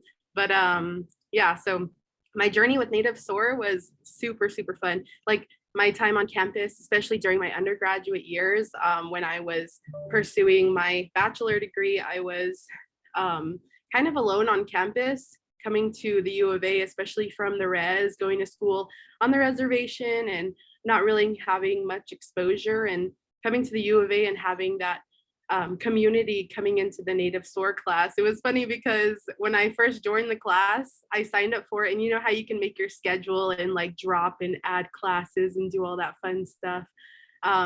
During my first semester taking this course, my whole course load was just way overloaded because I was like in the medical track during that time, and I was trying to figure out like when to take this course because I heard so much good stuff about it. And eventually I went the first day, I met a bunch of people, I got super hyped and like gave everyone my energy. And then the next day I just dropped the class. They're like, where did you go? And I was like, this is just too much on my schedule. But the next semester I took it, and then it was super fun because I was able to learn about mentoring and helping a bunch of students. And for me, I come from a family that didn't go to college. So I'm actually the first of my family. I come from a large family, like a family of 10. I'm the youngest, and I'm the only one out of my family who went to college. And it was just really tough, you know. So having Native SOAR there to help me within my community, it just really made me excel in school and do better and not really want to drop out and go home. And given my experience in the first semester, I took the class again during my senior year, and then I grew a stronger relationship with Felice and Mandy, and I wasn't even sure of what to do after I graduated in my undergraduate year. And I was trying to think if I should work or if I should just like go home, but I knew I wanted to pursue a master's degree. I just wasn't sure of what to do. And Felice and Mandy were like, you want to be a GA? Come on, let's go do this. And then I got so much support from the College of Education, the department head at that time, Dr. Gary Rhodes. He really worked with me and helped me get into the college. And it was just like a super fast, like pivotal moment from there. And it was just like, I didn't even know it was happening. I didn't even know that that was possible, just having those networks, you know. So it's really cool that you have NASEP here, because a lot of the people who you're working with, like they can get you into these different avenues that you're not even aware of. And for me, that was pretty cool to be able to become a graduate assistant for the program, working with the program during my undergraduate, and then being able to go into the MA program and then become the person who's able to teach the class. So it's kind of weird going from like being a student to going into being the actual instructor with Felice and Mandy. And I've learned so much from them, and this journey has been so cool. And it's just great to know that after finishing my master's degree this past May, actually going into my doctoral program this fall. So like Felice said, just handing down that baton, we're just taking turns supporting one another. But yeah, that's my story, my Native SOAR story, and I'm just super excited to share it with y'all. Yeah, so it's really exciting because when we say that we come together as family and that we serve as a home away for home for Native students on our campus, we really do mean it. Like we're literally supporting one another, and we're really connected, as you heard there. And Carol, I appreciate the fun fact. The whole way that I even got connected to Native SOAR and NASEP was through our director, Mandy Jeremiah. She worked with both Rudy and Carol in previous years and has really helped us to grow out the program and establish something really beautiful in the College of Education. So I'm super grateful for her, and super grateful for Rudy and Carol, and for Natalia for the work that they're doing there, and NASEP as well.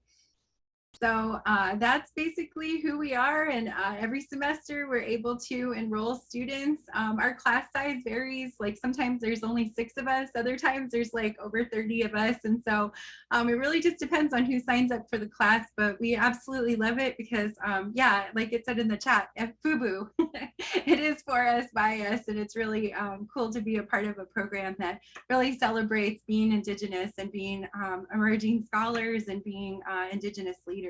So super exciting stuff there. And we wanted to invite you to do this poll with us. So if you have your mobile device and are able to click on our QR code, we wanted to ask you this question just to kind of get a feel for where you are and how you've been feeling so far this week. So in one word, if you could describe what your experience in NASEP means to you so far.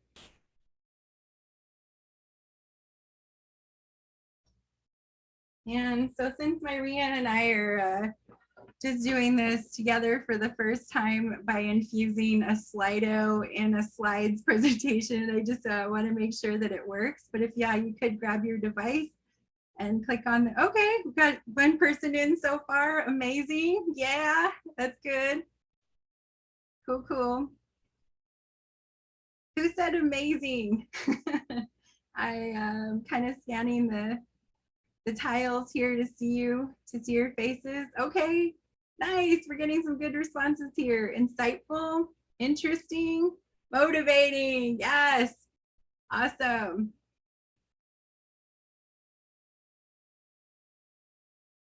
Nice. Call me the baby, because let's go.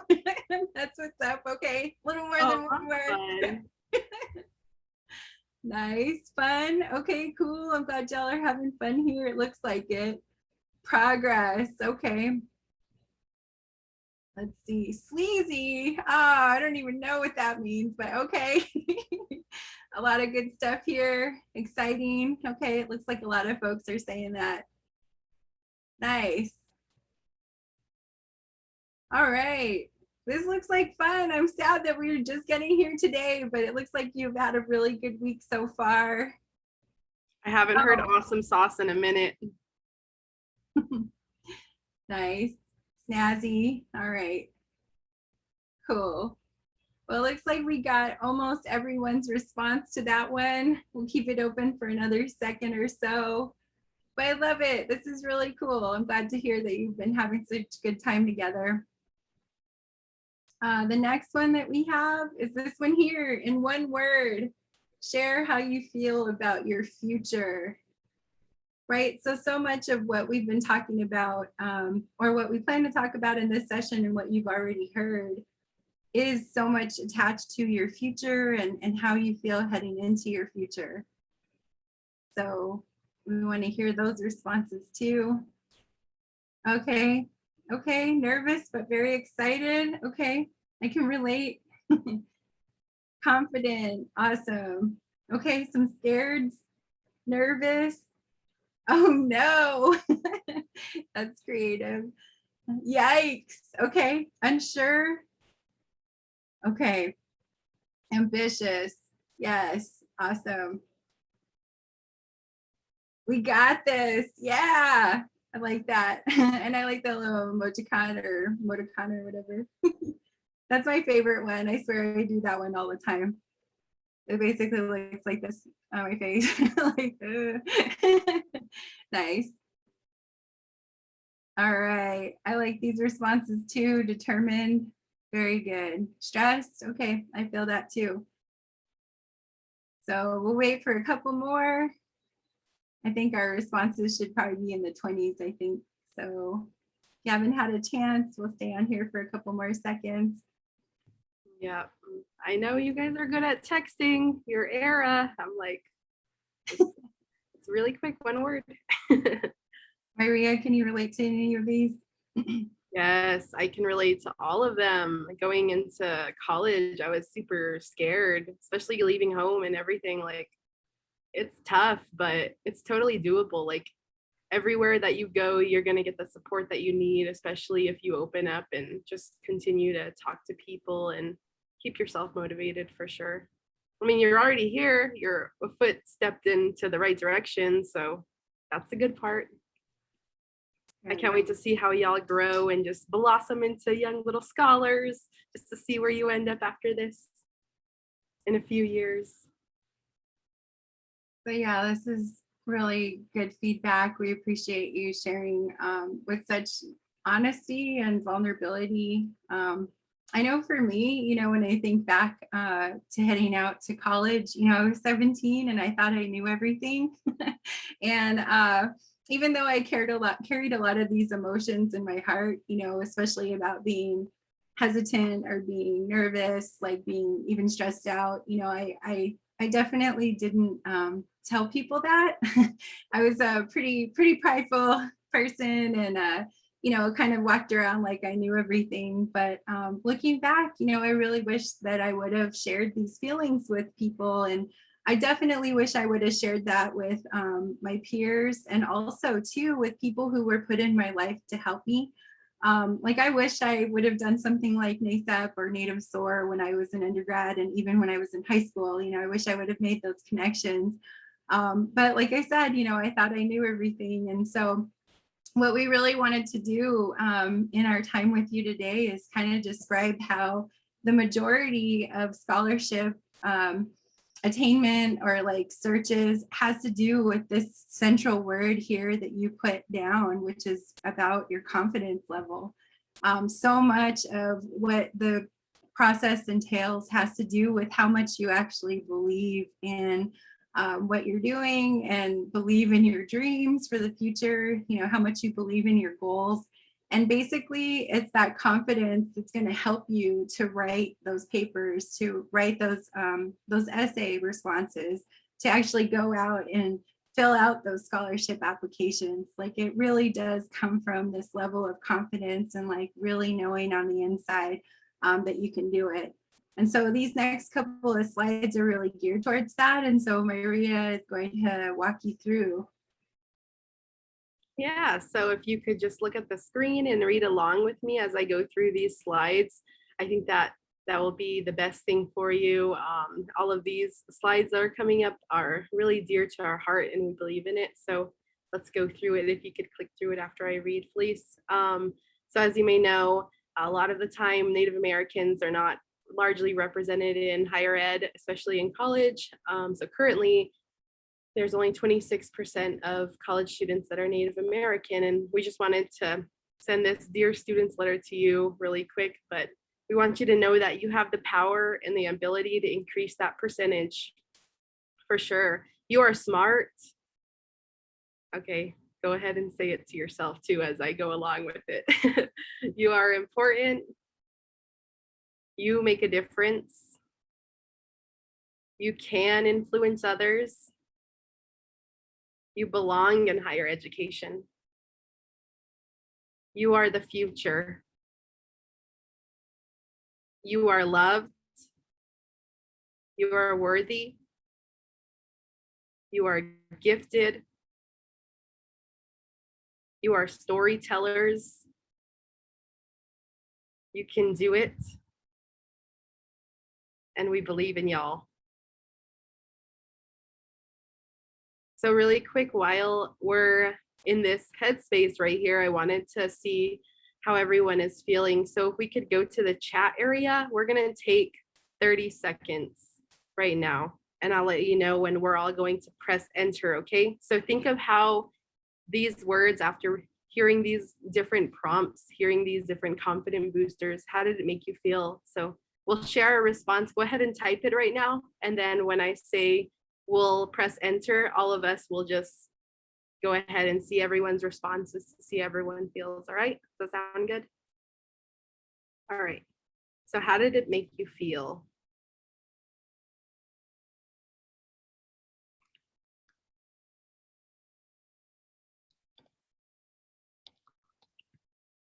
You can even just put one word if you like, or a sentence. All right. Give you some time to think. Okay, on the count of 3, we're gonna all post. Okay, looks like everyone's already going. You're going without me, wait. 1, 2, 3. Okay, let's just do it. Let's go see this chat area. I'm like, yep. These are some good ones. I see. Michaela says supported. Awesome. Pretty encouraged, actually. Yeah, all of these words are meant to encourage you, and they're all true. It's great. Happy. I'm glad that it made you happy and felt supportive. Happy and kind of shy. Yeah, I feel that way too. You're kind of like, why is this stranger telling me all of this stuff? But you know it already. Like, this is meant to just confident boost you. I like that, Coolio. Oh, yikes. We can do better as institutions. Nice, Rudy. Cool. Yeah, looks like everyone is getting determined. Alrighty. Oh, thank you for that, Carol. I was saying it to myself after you read it. Nice. I'm glad that a few of you have read it. Reassured, feeling loved. I wrote empowered because every time I read that, it just hypes me up, you know, it gets me ready for the day and it makes me feel like I could just do anything, because a lot of the time you don't really think of these characteristics that you have. You don't think about how you're loved, or how you're even confident, or how you have these different traits that really do make you stand out and make you who you are. And all of this stuff you already have, you know, like, I just want to remind everyone here that you're all just incredible little human beings. You're growing into amazing young scholars, and all of your journeys have come to this point, and it's just going to go uphill from here. So one thing that we really commend NASEP for is just the way that you all share information with students, like already knowing that they are leaders, already knowing that they are people who are pursuing their goals, who are on a good track already. And so we just wanted to really reaffirm these words. I know you've probably felt that way along so far in this program, but we wanted to just reinforce the message and just let you know that we feel that way about you as well. You know, if you recall the podcast by Adrienne Keene, you know, she mentions there towards the end, she kind of reminds us that a lot of times as Indigenous people, we feel that these institutions were not made for us. They weren't made to welcome us or to love us or support us. But, you know, we're changing the narrative in the way that we like to share with our students and reassure our students that we do love you and we do care for you and we do support you and we are here for you. And I think the reason why that's such a strong message in each of us as individuals and also within our programs is because we were once you.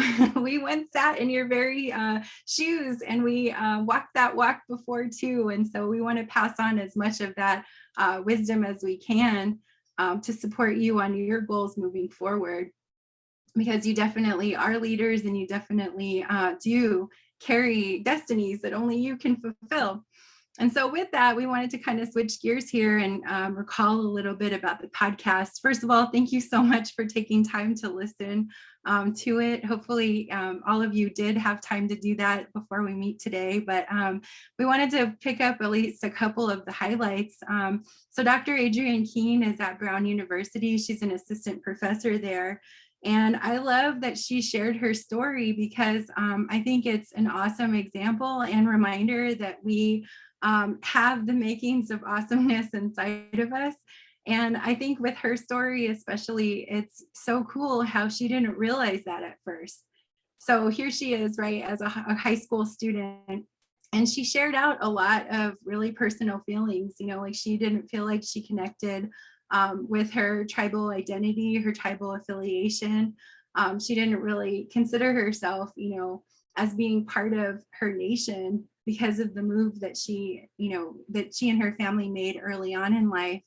But then she actually participated in a program called College Horizons.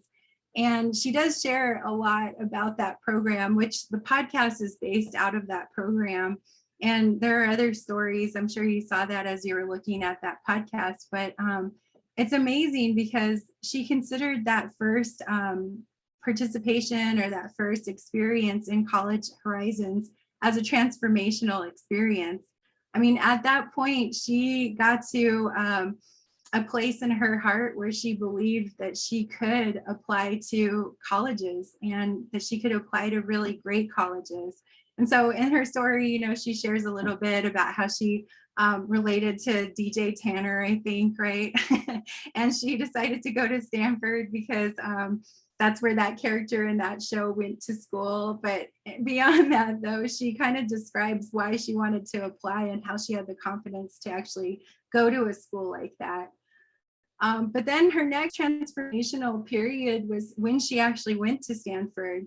And there she describes how she started to grow in her Native identity.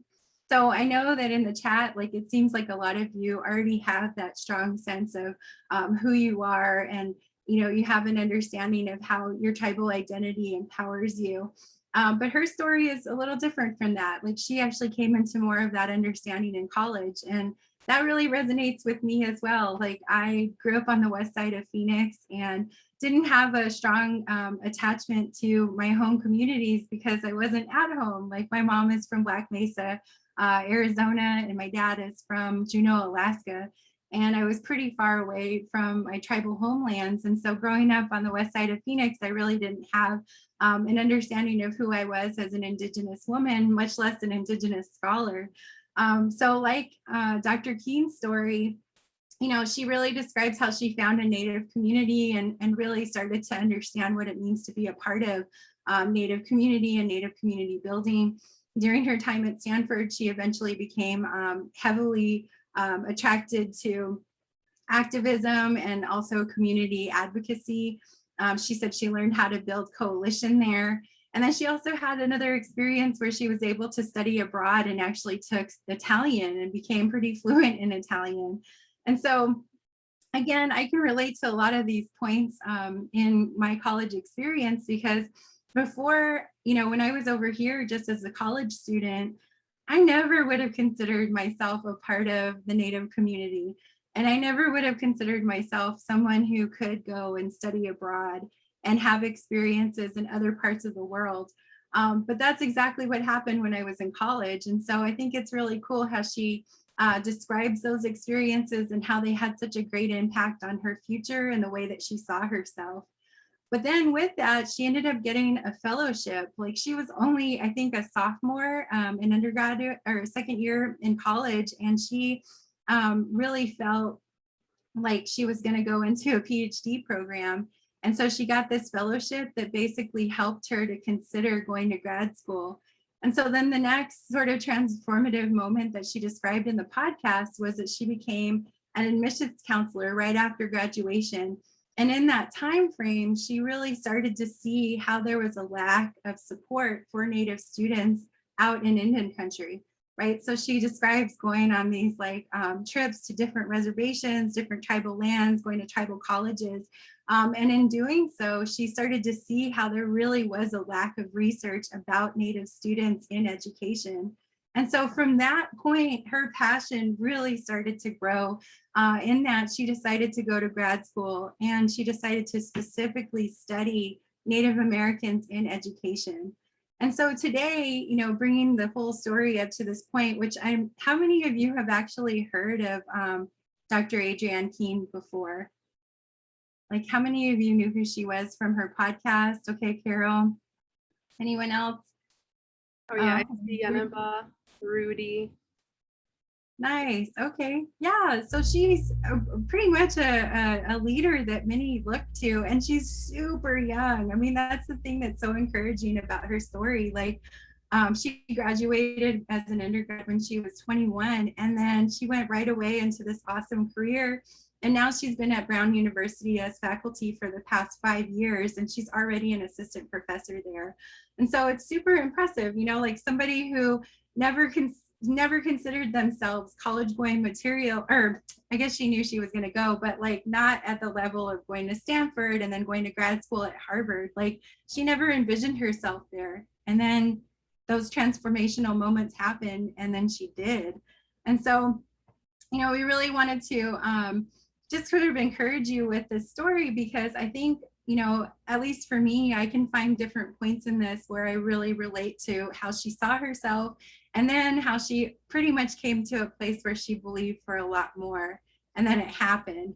And so what we want to do right now is to actually break out into smaller groups where we have you all paired together. But really, we wanted to ask you to focus on this one question here, which is, what is one transformational moment in your life so far? So I know that Adrienne's story, right, it spans from like when she was in high school to like now as an assistant professor at a college. And that's a long time frame, right? And you all are working from like your schooling or like your educational time frame from like kindergarten to the present, which isn't a lot of time, but we believe that there are transformational moments that have already happened in there. And so we want to ask you to think about those moments and to share them with your partner. So Maria, how are we doing on the breakout rooms? I have a quick question. So is everyone going to be going in there too, like Rudy and us too? No. I mean, I don't know. Rudy, you want to talk about your transformational moment? Ever since high school. I'm still gonna work on it. Give me a minute. Hold on. I did it, but then it changed it up again. Sorry. Okay, no worries. So while we're waiting for the breakouts to come about, Carol, would you be down to share a transformational moment in your life so far? Yes. So I think that just getting involved with summer programs has definitely been a transformational moment for myself. I've talked about how the Native American Science and Engineering program had made a huge impact on me, even though it wasn't the first. The first summer program that I did, it was one that really um, helped me transition from being a senior into a college student. And so having that support with Rudy, with the other early academic outreach team, making those connections really helped me feel like when I came to the University of Arizona, I had people who supported me and would vouch for me. And if I had questions, would answer those questions. And so in that way, I was able to blossom into a student leader because of that support that I knew that I had. And so once I came to campus and was involved with the New Start program, when the bridge program we talked about a little bit yesterday, is I asked Rudy, like, hey, Rudy, is it okay if I come on and volunteer for NASEP as a student lead, just as Kiara and Denise and Natalia are doing, just to help out and see what's going on, because I know a lot of these students are from my own community and I just want to be able to welcome them on campus too. And so from that, I got connected on campus. I was hired here as an undergraduate student staff member. And so it opened up so many doors. And I think that that was a huge transformation for me. And again, it goes back to finding mentors and having people who were able to welcome me onto campus. Nice. Yeah, so I mean, this is the cool thing, right? Like you are in the midst of building your stories right now because, you know, in the same way that Dr. Keene described her experience in College Horizons, Carol's describing her experience in a summer program. I went to MedStart when I was a junior, although I didn't end up in the medical field, but I'll be a doctor someday, just not a medical doctor. But you were all right in the midst right now of building your own stories. And so we really wanted to give you time to talk about those stories or those transformational moments, because it'll help you to build, you know, telling your stories or the foundation of being able to tell your story. So Maria, could you go ahead and send us off in pair? Yeah, go ahead and join the rooms. And then Carol, I didn't put you in one of the rooms, but the main people, Felice and everyone's in room 1 if you wanna chat with them.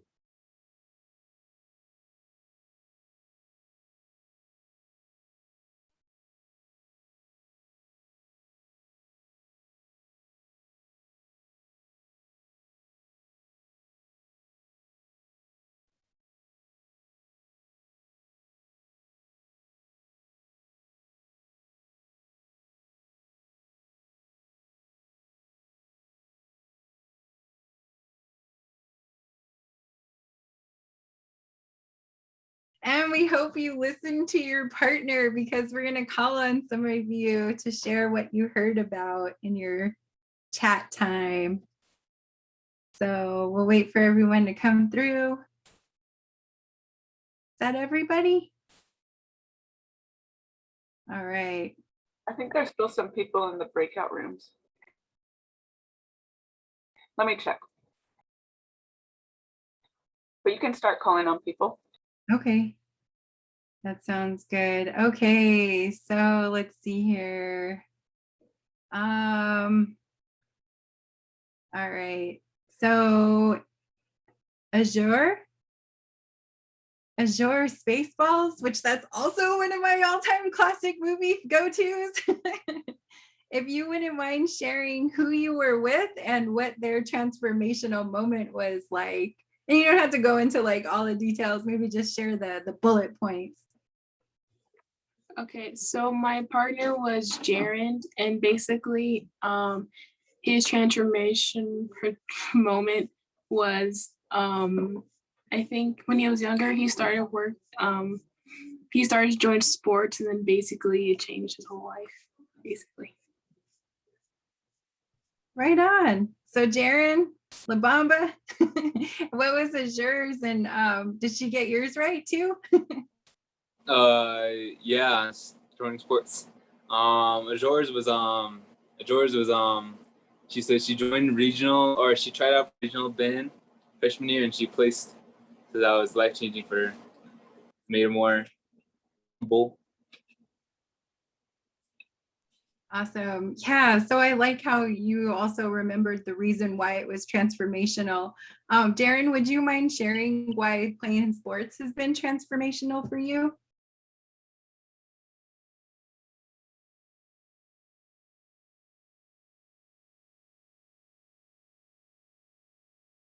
Oh, did I cut out? Am I still there? Can you hear me? Yeah.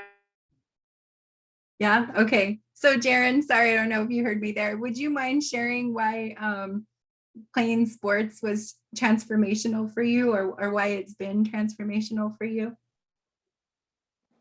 It was transformational for me because before sports, I was just fat little Riz kid eating hot Cheetos, and sports kind of like, oh no, don't do that. You gotta focus on this. And I got away from hot Cheetos for a while. Then eventually, I found my way back. But yeah, so now I'm like more healthy, I guess. That's awesome. Yeah. Yeah. It takes discipline, right? To play sports and to focus on sports. It takes dedication, right? I mean, it takes a lot to show up for practice all the time, to run drills. I mean, especially like for me, I grew up in the west side of Phoenix. So going to basketball practice took some major determination to like get there every day because it was hot. And I have a lot of hair and to carry this big old ponytail around. But yeah, like it takes a lot, it builds character. Plus you have to be there on time, right? You have to be consistent. You have to show up for your teammates. So there's a lot of reasons why what you shared is really good. And also too, Azure, like I'm sure being in band, I mean, you're literally part of a team. You have to listen to one another. You have to be there to support one another. You have to be able to put in the extra practice on your own, right? Not just the time that you spend when you're with the band, but also at home. So there's a lot of really awesome skills that are built into your transformational stories, transformational moments. And this is going to tie in eventually. We'll get there, but I want to hear a couple more stories. Antonio, tell us about your partner. So my partner was Jeffrey. He said that freshman year of high school, he didn't do too well in school, but then like something kind of like a light bulb switch turned on, and like sophomore year he started getting better, got the help he needed, and he said that was really good for him. And yeah. Awesome. Jeffrey, I don't see you on my screen, but would you mind sharing about Antonio's story? Okay. His was kind of like the same as me. Freshman year, he kept to himself and wasn't that involved in school until sophomore year when he joined student council and got more involved with his school community, I guess I could say. And yeah, that's it. Nice. So you guys are like coming out of your shell, story warriors. That's awesome. That's really cool. Yeah, like that's so true. I can definitely relate to that. For me, it was my first year in college. I mean, that was definitely a transformational moment because, like I said, I got there and I had all these scholarships and I thought I knew everything. And I was humbled very quickly when I ended up being on academic probation after my first year. Didn't do well. And again, you know, I felt like it was because I didn't feel connected to my community. I didn't feel connected to the university. But my comeback story happened my sophomore year, where I really started to make those connections and really had a chance to connect with other people and connect with other folks who are there to support me. So yeah, I definitely feel both of your stories. Thank you so much for sharing. And so, Maria, I know we're kind of getting close on time, but if you want to go ahead and tie this into the next part of the presentation, I can get it on the screen for you. Okay, cool. Thank you so much. Yeah, so thinking about everything that you have considered and talked about, a lot of you have different experiences, you know, Ajora's band, and a lot of the others have sports and student council, I hear. So it's pretty cool to hear all of these different experiences that you have. You know, I've never been in band and that sounds super awesome. Like I want to play an instrument.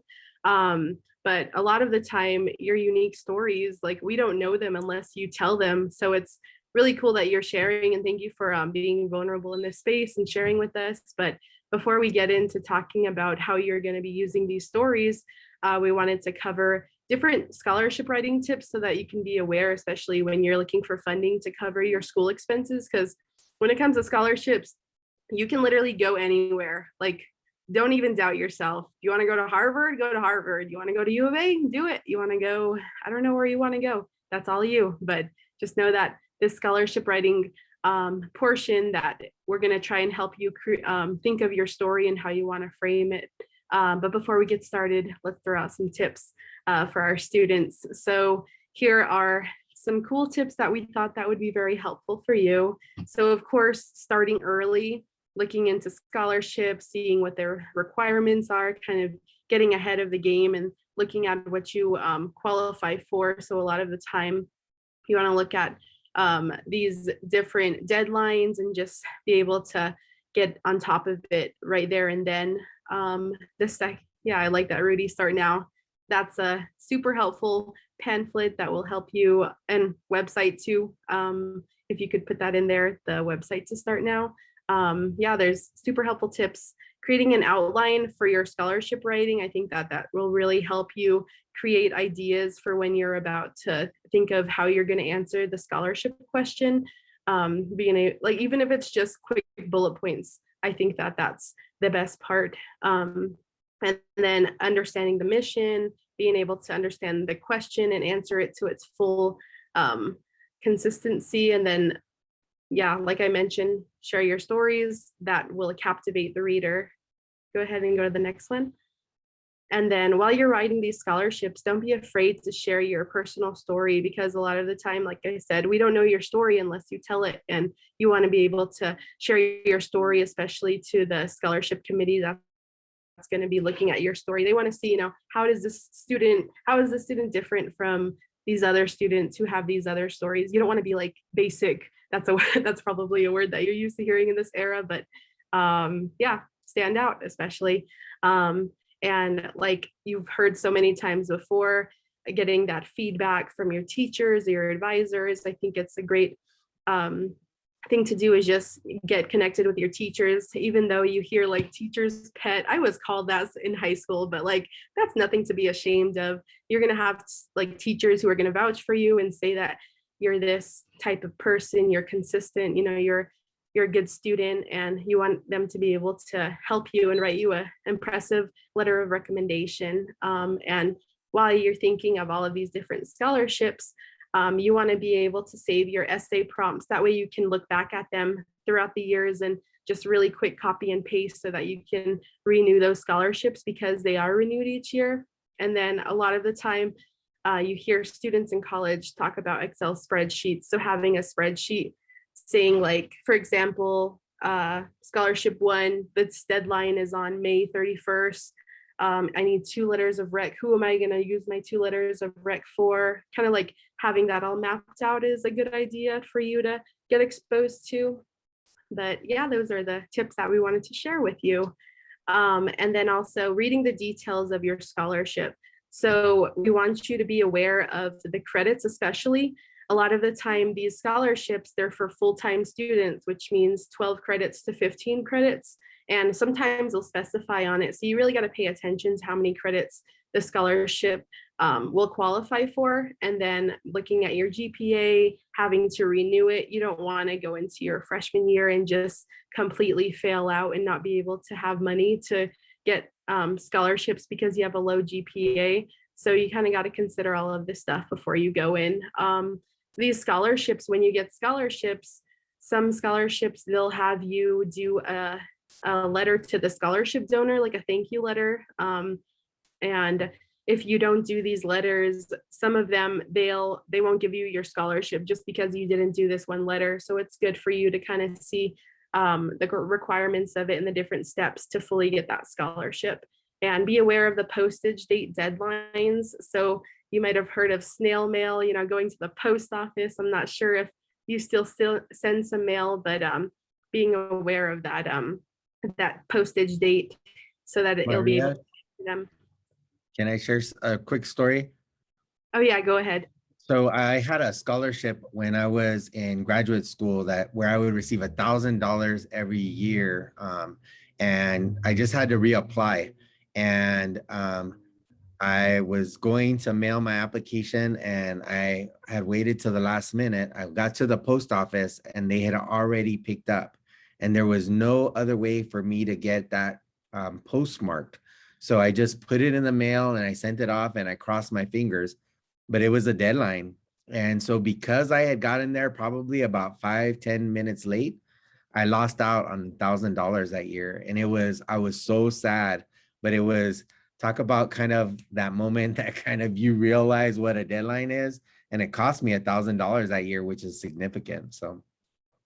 Yep, $1,000, they can pay for books. So it's like 1 month of rent really quick. So they may be a little bit of scholarship money, but they're totally worth it. And then also the last tip would be to pay attention to the word count. Make sure you don't go over that word count. Alrighty, so we wanted to do a scholarship exercise with our students really quick. So Carol's going to be setting up the breakout rooms, and depending on which breakout room you are in, whether it's breakout 1, 2, or 3, you're going to be answering the question on the prompt. I'm going to put the link to the Padlet in the chat right now. And then Felice, if you could put up the actual QR code on the next slide, and then I can go over the question prompts really quick. So during our Padlet exercise, we're going to be sending you out to breakout rooms within your groups. There's going to be a few of you in there. The question for group 1 is going to be thinking about getting your gears rolling to think about these scholarship prompts, especially when you're going into college and thinking of kind of what you want to write now, because you have all of the tools, you have these experiences, all you need is just to put it on the paper. And we wanted to get those gears going, like I mentioned. So for the first group, where the question is, what life experiences encourage your pursuit of higher education? And then the second group is going to be working on describe an experience that help you overcome barriers in your journey. So that could be anything that goes from like failing a class, or even just like something that happened at your work or at home, some type of different barrier. Just feel free to share what you're comfortable sharing. And for the third group, they're going to be going over describing a time when you've helped your tribal community and how you've gained leadership skills, and talking about what you've learned. So we're going to go out into breakout rooms right now. And then when we come back, we'll talk again together. So Maria, before we send them out, is the goal then for them to write a bunch of different ideas on how to answer the question? Or are they putting their ideas towards one answer for the question? Good question. Thanks for that, Felice. Yeah, we're gonna we're just brainstorming right now to get those gears going. So feel free to go to the Padlet and then comment as you'd like. So it's going to be totally anonymous. Don't feel like you have the pressure if your name is showing, or if you don't really want to share much. Yeah, let's go to the Padlet now. Can you pull up the Padlet really quick, Felice? Okay, cool. So you'll see this Padlet, and then right here are the prompts again, and then you can just add the comment, and then when you're ready to submit it, press enter, and then it'll go like that. So we want to see a lot of responses in here. We want to see this page filled up. So everyone, if you can leave one comment, that'd be great. So let's go out into breakout rooms. Carol, are you ready? Yes, I am ready. I'll open them. And then the comments are anonymous, you said? Yeah, so once they comment, it shouldn't be showing their names. It should just be anonymous. Okay, opening them now.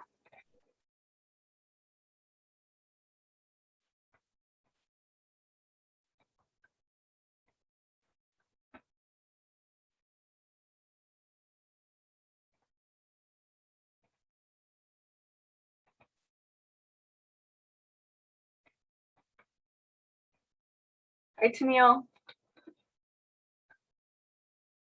Righty, cool. Everyone is coming back. I hope that was enough time. Was that enough time for y'all to talk, give a little heart reaction if it was?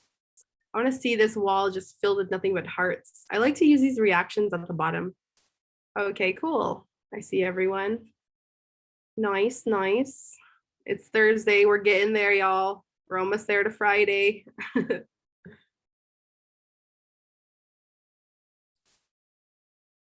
Okay, looks like we're almost back with everyone.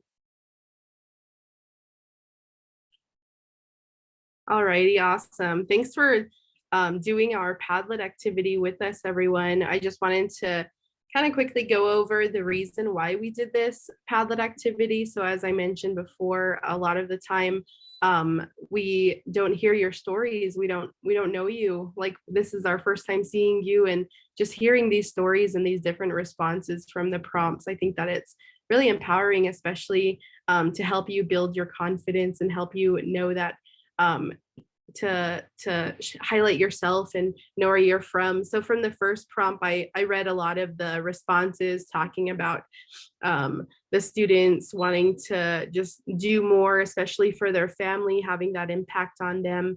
For the most part, it is your community that does fall back and help support you. So I'm very excited to see that a lot of you have family that really encouraged you, and just being inspired by wanting to have that educational goal, especially being determined in that time. For the second prompt, I noticed that a lot of the students, they talked about going to different teachers, having that different experience of just having that one impact from either that summer program or that teacher that they had, or just even experiences overcoming stuff like your parents separating. I think that that one really resonated with me. So for me, my parents, they divorced at a young age, and it was totally life-changing, especially having to going from a two-parent household to a one-parent household.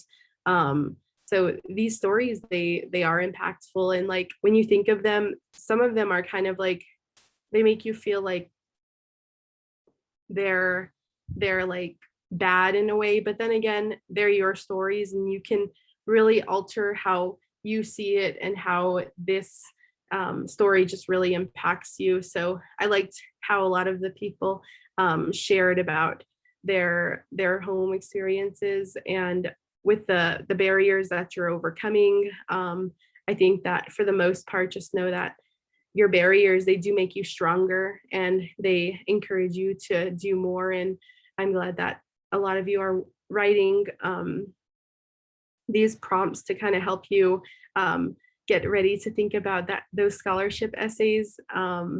With the third one, sorry about that, Felice. The third one, we talked about a little about what do you want to do in your community. So that's kind of like thinking of how you're giving back and how your community has really shaped you as a tribal nation. You really want to think of how you're going to be given back, and just use these stories to your advantage. I would say these experiences, they do come a long way. And we just want to encourage you all to share the story that you have in your mind, and just know that we're here to help you if you ever need help or advice to write these different scholarship essays, or even just giving you feedback on them. But yes, thank you again for sharing on the Padlet activity. Yeah, so again, we're sorry. We really want to be mindful of your time. So we didn't have a chance to go over every single response, but we do think that it's important that you continue to reflect on these moments in your life that have been transformational, because these are the stories that are going to cause you to stand out to scholarship committees and people who are going to help you to get into your desired program. So basically, it's really learning how to tell the story and to tell it in a compelling way, so that when people see your application in a stack of others, they'll read your story, connect with you, and really see why they need to support you, why they need to invest in your education. And so we hope that this is just the beginning, right, of you thinking about those stories, you reflecting on those stories, and we hope that you'll take the time to really flesh them out, that you'll start with just where we've prompted you right now, and then kind of think about them and go further with them. But as Maria said, here's our contact info. And then also too, this is how you can stay in touch with us with our program. Again, I know that not everyone here is going to go to the U of A, but if you do, and you happen to be an undergraduate down the road with us here as a Wildcat, please stay in touch and feel free to enroll in and join us in this class. It really is amazing. And so with that, I think we're done. Maria, do you have any closing words you want to share? I think we have covered everything. I just want to give you all the confidence that you need. You're here, you're a step in the right direction. Keep on going and work hard, and you'll get to where you want to go. Like, I never thought that I would be here, honestly. And like, it's your turn to have that transformation, to have these different experiences. The sky is not the limit, honestly. But yeah, I can't wait to see where everyone ends up. Awesome. Thank you. Go ahead, please. Oh no, I was just going to say thank you, Rudy, Carol, and Natalia, and your student workers. We're really glad to have spent this time with you. And also thank you so much to the students. We hope you continue to have fun in the program the rest of this week and next.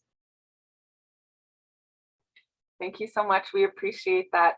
I think something I also want to make sure I point out is with Native SOAR, with the students who end up coming to the University of Arizona who participated in NASEP, a lot of them end up signing up for Native SOAR, which is great because, again, what you all have shared within the breakout rooms on that Padlet is your desire to give back to the community and to be connected. And so we really see that within the NASEP students who get involved. And so it's just a great partnership that we have with Native SOAR and NASEP. So we're so happy to have you guys talk about scholarships in this such creative way, because it's true, you all have these unique stories, and part of it is just highlighting the awesome people you already are and marketing it towards those scholarships and opportunities, because you can do whatever it is you set your mind to and reach those heights that you want to reach. So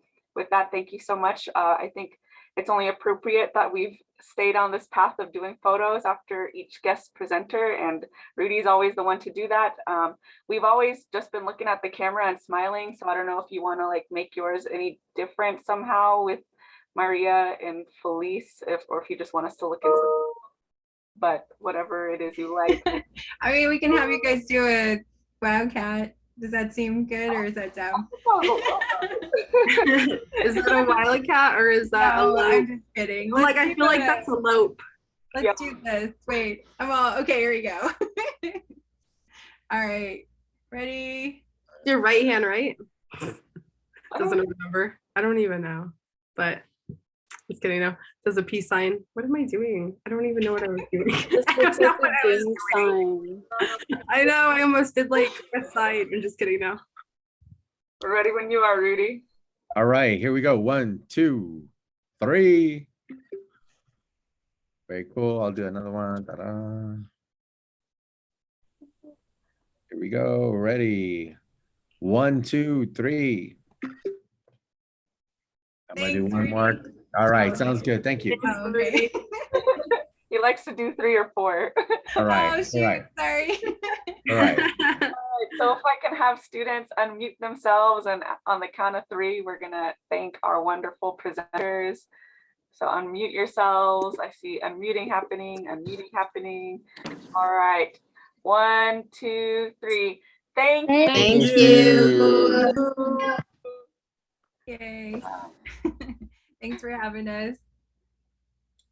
All right, students, we'll do a 10-minute break. So we'll come back at 12:38. And then Felice and Maria, you can get those photos from Rudy. I think you can send them directly to Felice. Okay, yeah, Felice is our social manager. I'm just kidding. Cool. The social media manager. So welcome back from your break. I hope that you all got some water, did what you had to do. I just wanted to point out these virtual backgrounds here. Rudy made these cool backgrounds. He's made some for other programs within our office, like the Mathematics, Engineering, Science Achievement Program, MESA, that's within our office.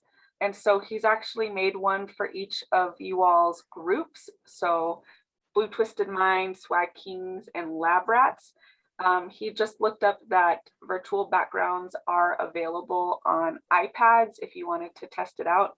You just have to look for the email that I sent in regards to assignments and updates for NASEP Day 2. And that photo is available to download so that you can test out virtual backgrounds like this one. So I hope that the theme for today that you saw was paying for college and also preparing for scholarships and whatnot. We had a bunch of great presenters who covered so much content. And what we're going to be transitioning now into is going over a little bit more about the geoscience research project. And Natalia shared in Slack under the UA-NASEP channel that there is a document there that outlines how you can keep detailed notes and information about your samples and when you're doing things like collecting your water samples and keeping notes in your lab book. So I'm going to turn it over to Natalia. Hi, everyone. Everybody got their shakes out, wiggles out. Let's do a little arm shake. I know it's kind of been a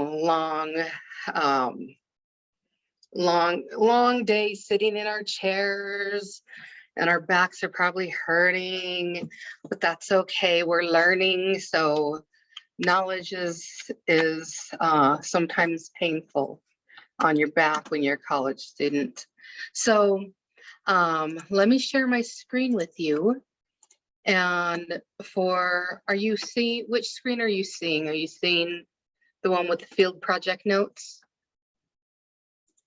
Yes.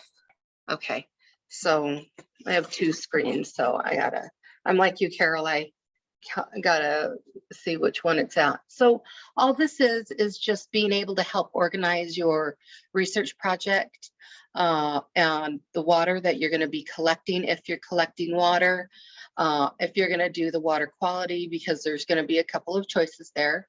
And it's basically keeping you organized. You're going to do your date, the time of day, because that's really important. It could be in the morning weather. It might be different than the afternoon weather. Your location, if you are ambitious in like maps, like I do, you want to get your latitude and longitude. And I have an app that you can get. I'm not sure if you can get it on the iPhone, but it's the live mobile location and GPS coordinates. So I like to do that when I went to Mexico. The latitude and longitude was really important for me to be able to document where I picked up my water. Also the sample number, because if you're going to be doing, I think 5 testing of 5 different water samples, being able to identify which one is which, if it's your sample 1 or sample 3, the sample size, like Celso said, something hard to collect your water in, possibly a glass jar or a glass that has no plastics that could possibly contaminate your water sample. And you're going to identify the product. So is it cloudy? Is it clear? Is your sample have green in it? So you're going to note that. You're going to note that it is either liquid or a solid. So I kind of flipped the two on accident. Did you collect your sample in the field? Did you run your test in the field, or did you run it at home? What kind of weather conditions are you looking at? Are you looking at a hot sunny day that's humid, or are you looking at kind of a dreary, kind of more of a rainy day, or is it coming straight from your faucet? Because that could be temperature controlled. Any other relevant information, if you notice a smell in your water that you've collected or your sample, if you notice that it's kind of gummy or kind of clay-like in your sample, if there was carcasses like little gnats or things that used to be alive in the water, you can note that. In addition, who helped you? Who was helping you? Because in one of the science fair projects, they're going to ask you if anyone helped you, and that could be a brother, a sister, an aunt, an uncle, a friend, and you could put that in your other notes. And you can extend that if you want, but this is basically what I use to keep my samples organized, and I can flip back and forth. It's a lot of people like to use computers and their devices to record, but sometimes when you're in the field, you're close to water, or you're close to something that could break your device, paper is always good. Paper and pencil, it's your best friend. And so you can use this sample, you can use this example in your composition books. Any questions? Let me turn this off. So that's basically how I do my research method. And then I go in, I fill in other notes, other questions. How is this relevant? How is this, why did I say this was the description? And take a second look. It could be changing colors. Note that in one of your, in the water test kit, there's going to be a bacteria, and it's going to show you a color change. So is that going to make a difference in your sampling? What else? What else? Being able to just really stay organized and have your thoughts, be able to write your thoughts down. How is this affecting my community? How is this, why is this filter not working? Or why is this pump crusty on the end? Just your observation of your surroundings. Any questions? Let's see, there's 2 in the chat. Yes, it's a composition that we mail to you. Any questions?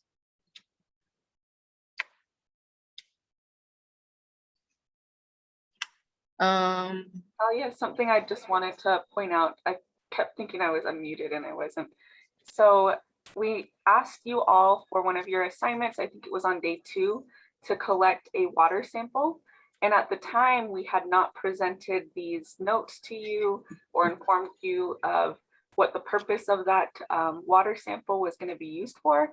And so if you go back and you think about, okay, when I was actually collecting this water sample, what are some things that I could have looked out for? You know, here in Tucson, it just rained yesterday. So I might, if I took a water sample, I might say when it rained, I could look around and say, were there cattle around when, or what was around when I was taking this sample, the time of day. And as Celso said before, once you put stuff into a container, it changes the composition of the water. And so noting the time that you collected the water, the date are all important things. And so just thinking of how the information Natalia just presented, how that would have been used when you collected your water sample. If you want to recollect a water sample or something, then you can think about those things after, or if you think of it retrospectively, thinking that means like if you think back to when you did it, you can rewrite those notes. But the best thing is to do it at the time when you're doing it. And some great things that you can do is, you know what, I don't know if I'm going to be able to write down everything, although you should try, is if I know that there's certain things surrounding this water source, instead of just writing down like I saw this, I saw that, you can also use your phone, your iPads as tools to take photos too, because you got to use what the tools you have, and those are definitely tools that you do have and should use.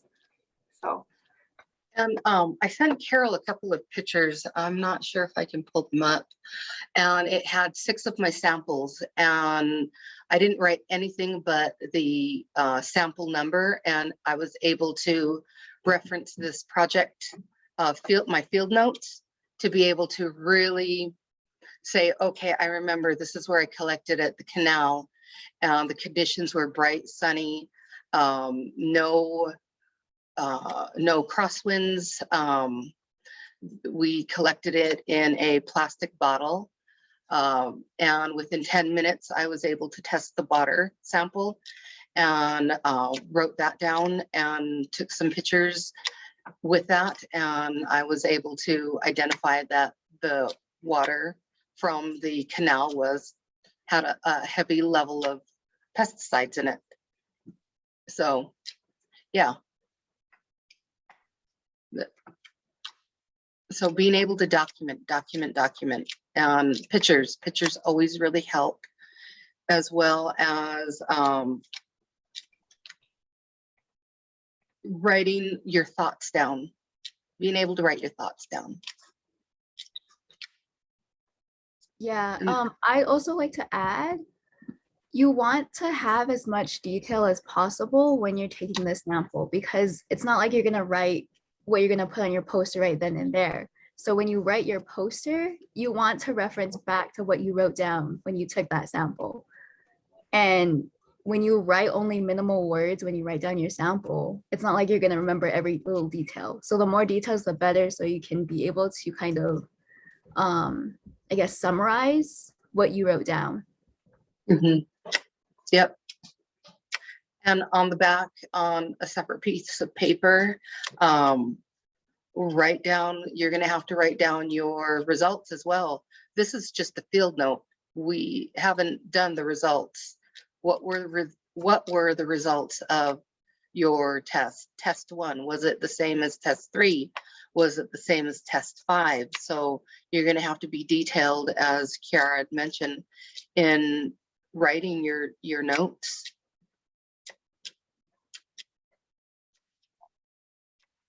Thank you, Kiara. And then Kiara also did the geoscience research project. So she has a lot of great advice and tips. So of course, ask her as well. So if there are any questions, please put them in the chat. We'll also be on afterwards to answer any questions, but these are our assignments for the evening. So again, we'll send out the daily reflection with the Zoom link recording. Tomorrow, what tomorrow's going to look like is we have a presentation from IBM. So for those of you that listed you're interested in computer science, technology, and those types of areas, we will be having professionals who are Native American from IBM coming to do an activity and talk to you all about what it means to be in that field. So we're really excited to orient you towards that and who they are the YouTube video that we've assigned today is a video from the American Indian Science and Engineering Society National Conference of one of the IBM speakers for tomorrow. She won an award, and so they highlight her and her life, and so it's really important that you all watch it because it talks about how her journey was coming from the reservation and now being in this position as in IBM. I don't know if you all have had the opportunity to open your Shishibo yet. I'm gonna look in gallery view really quick. Who's opened their Shishibo? Who's opened their Shishibo? Oh, yeah, Antonio has his right there. Caitlin does. So good. I'm glad that you all have cracked them open. I barely opened mine right now. Tanisha raised her hand. Yep, I barely opened mine right now. And it's really fun. I've seen Rudy creating these different shapes, and I'm appreciative that he created that channel within our Slack group to provide some advice. And so we're going to do a little bit of hands-on stuff with our Shishibo. We're going to try to get it into that UFO triangular shape. You all should have this little packet here or instruction sheet. So the one that I'm referencing is the one that looks like a triangle right there. And so once you get it into that shape, take a photo and post it to the Slack group so that we know that you've completed it. In addition, we want to see who is interested in possibly watching the Suns game tonight. I know that they're going to be playing at 6 Tucson time here. And so what that would mean is we would stream it on Zoom and open up into the space to be able to watch it together. Are there folks who are interested in that? Hey, let me go back to, are there Suns fans out there? Yeah. Oh, he got his shirt on. Jared has a shirt on. So if you're interested, we will create a Zoom link and send that to the UA NASEP thread. And I'm getting some messages that they have a volleyball game and whatnot. So I understand if you can't, but for those who are willing and want to, that's an opportunity. It'll be at 6 Tucson, Phoenix time. If you're over on the northern region, it's going to be 7. So that's what we will do. In addition, we also want to plan a movie night on Zoom. And so I'll put a question in the reflection for when a good time for that would be and any movie recommendations that you are all suggesting. And as we've seen here, these are a lot of our favorite movies that we've included in our names. So we could watch an oldie, we could watch a new one, but it's going to be up to you all and what it is that you want to watch. We watched The Avengers last year for our movie night, with Shrek being a close contender for the next movie. So I'll put that in there for the reflection. Again, I'll send this out via email so that everyone gets it. What did Rudy say? Oh, what do you think, Rudy? I just got your message. Yeah, it might be just good for them to be prepared to look for details and things like that. So do you want to describe? Sure, yeah. So I can mention it.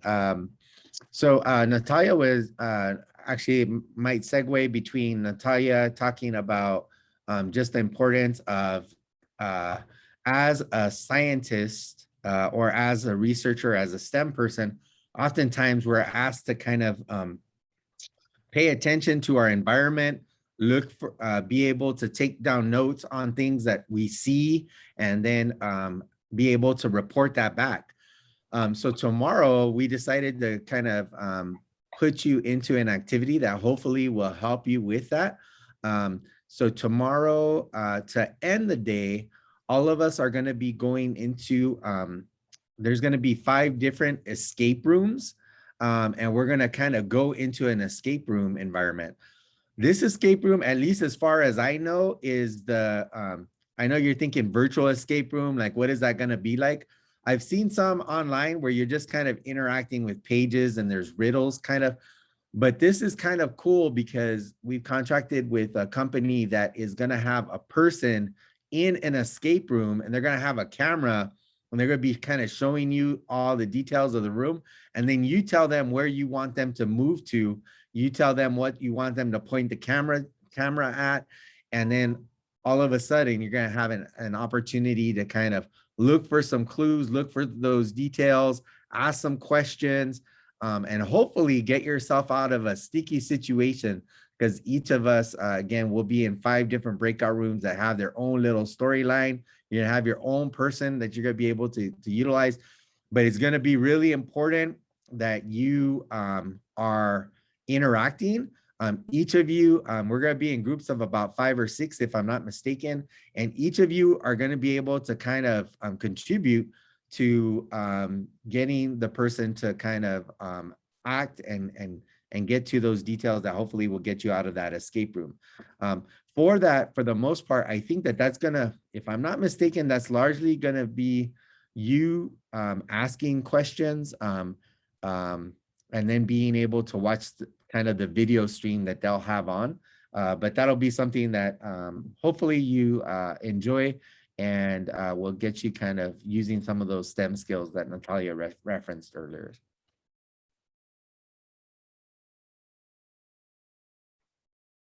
Thanks for that description, Rudy. I think it sets it up really well.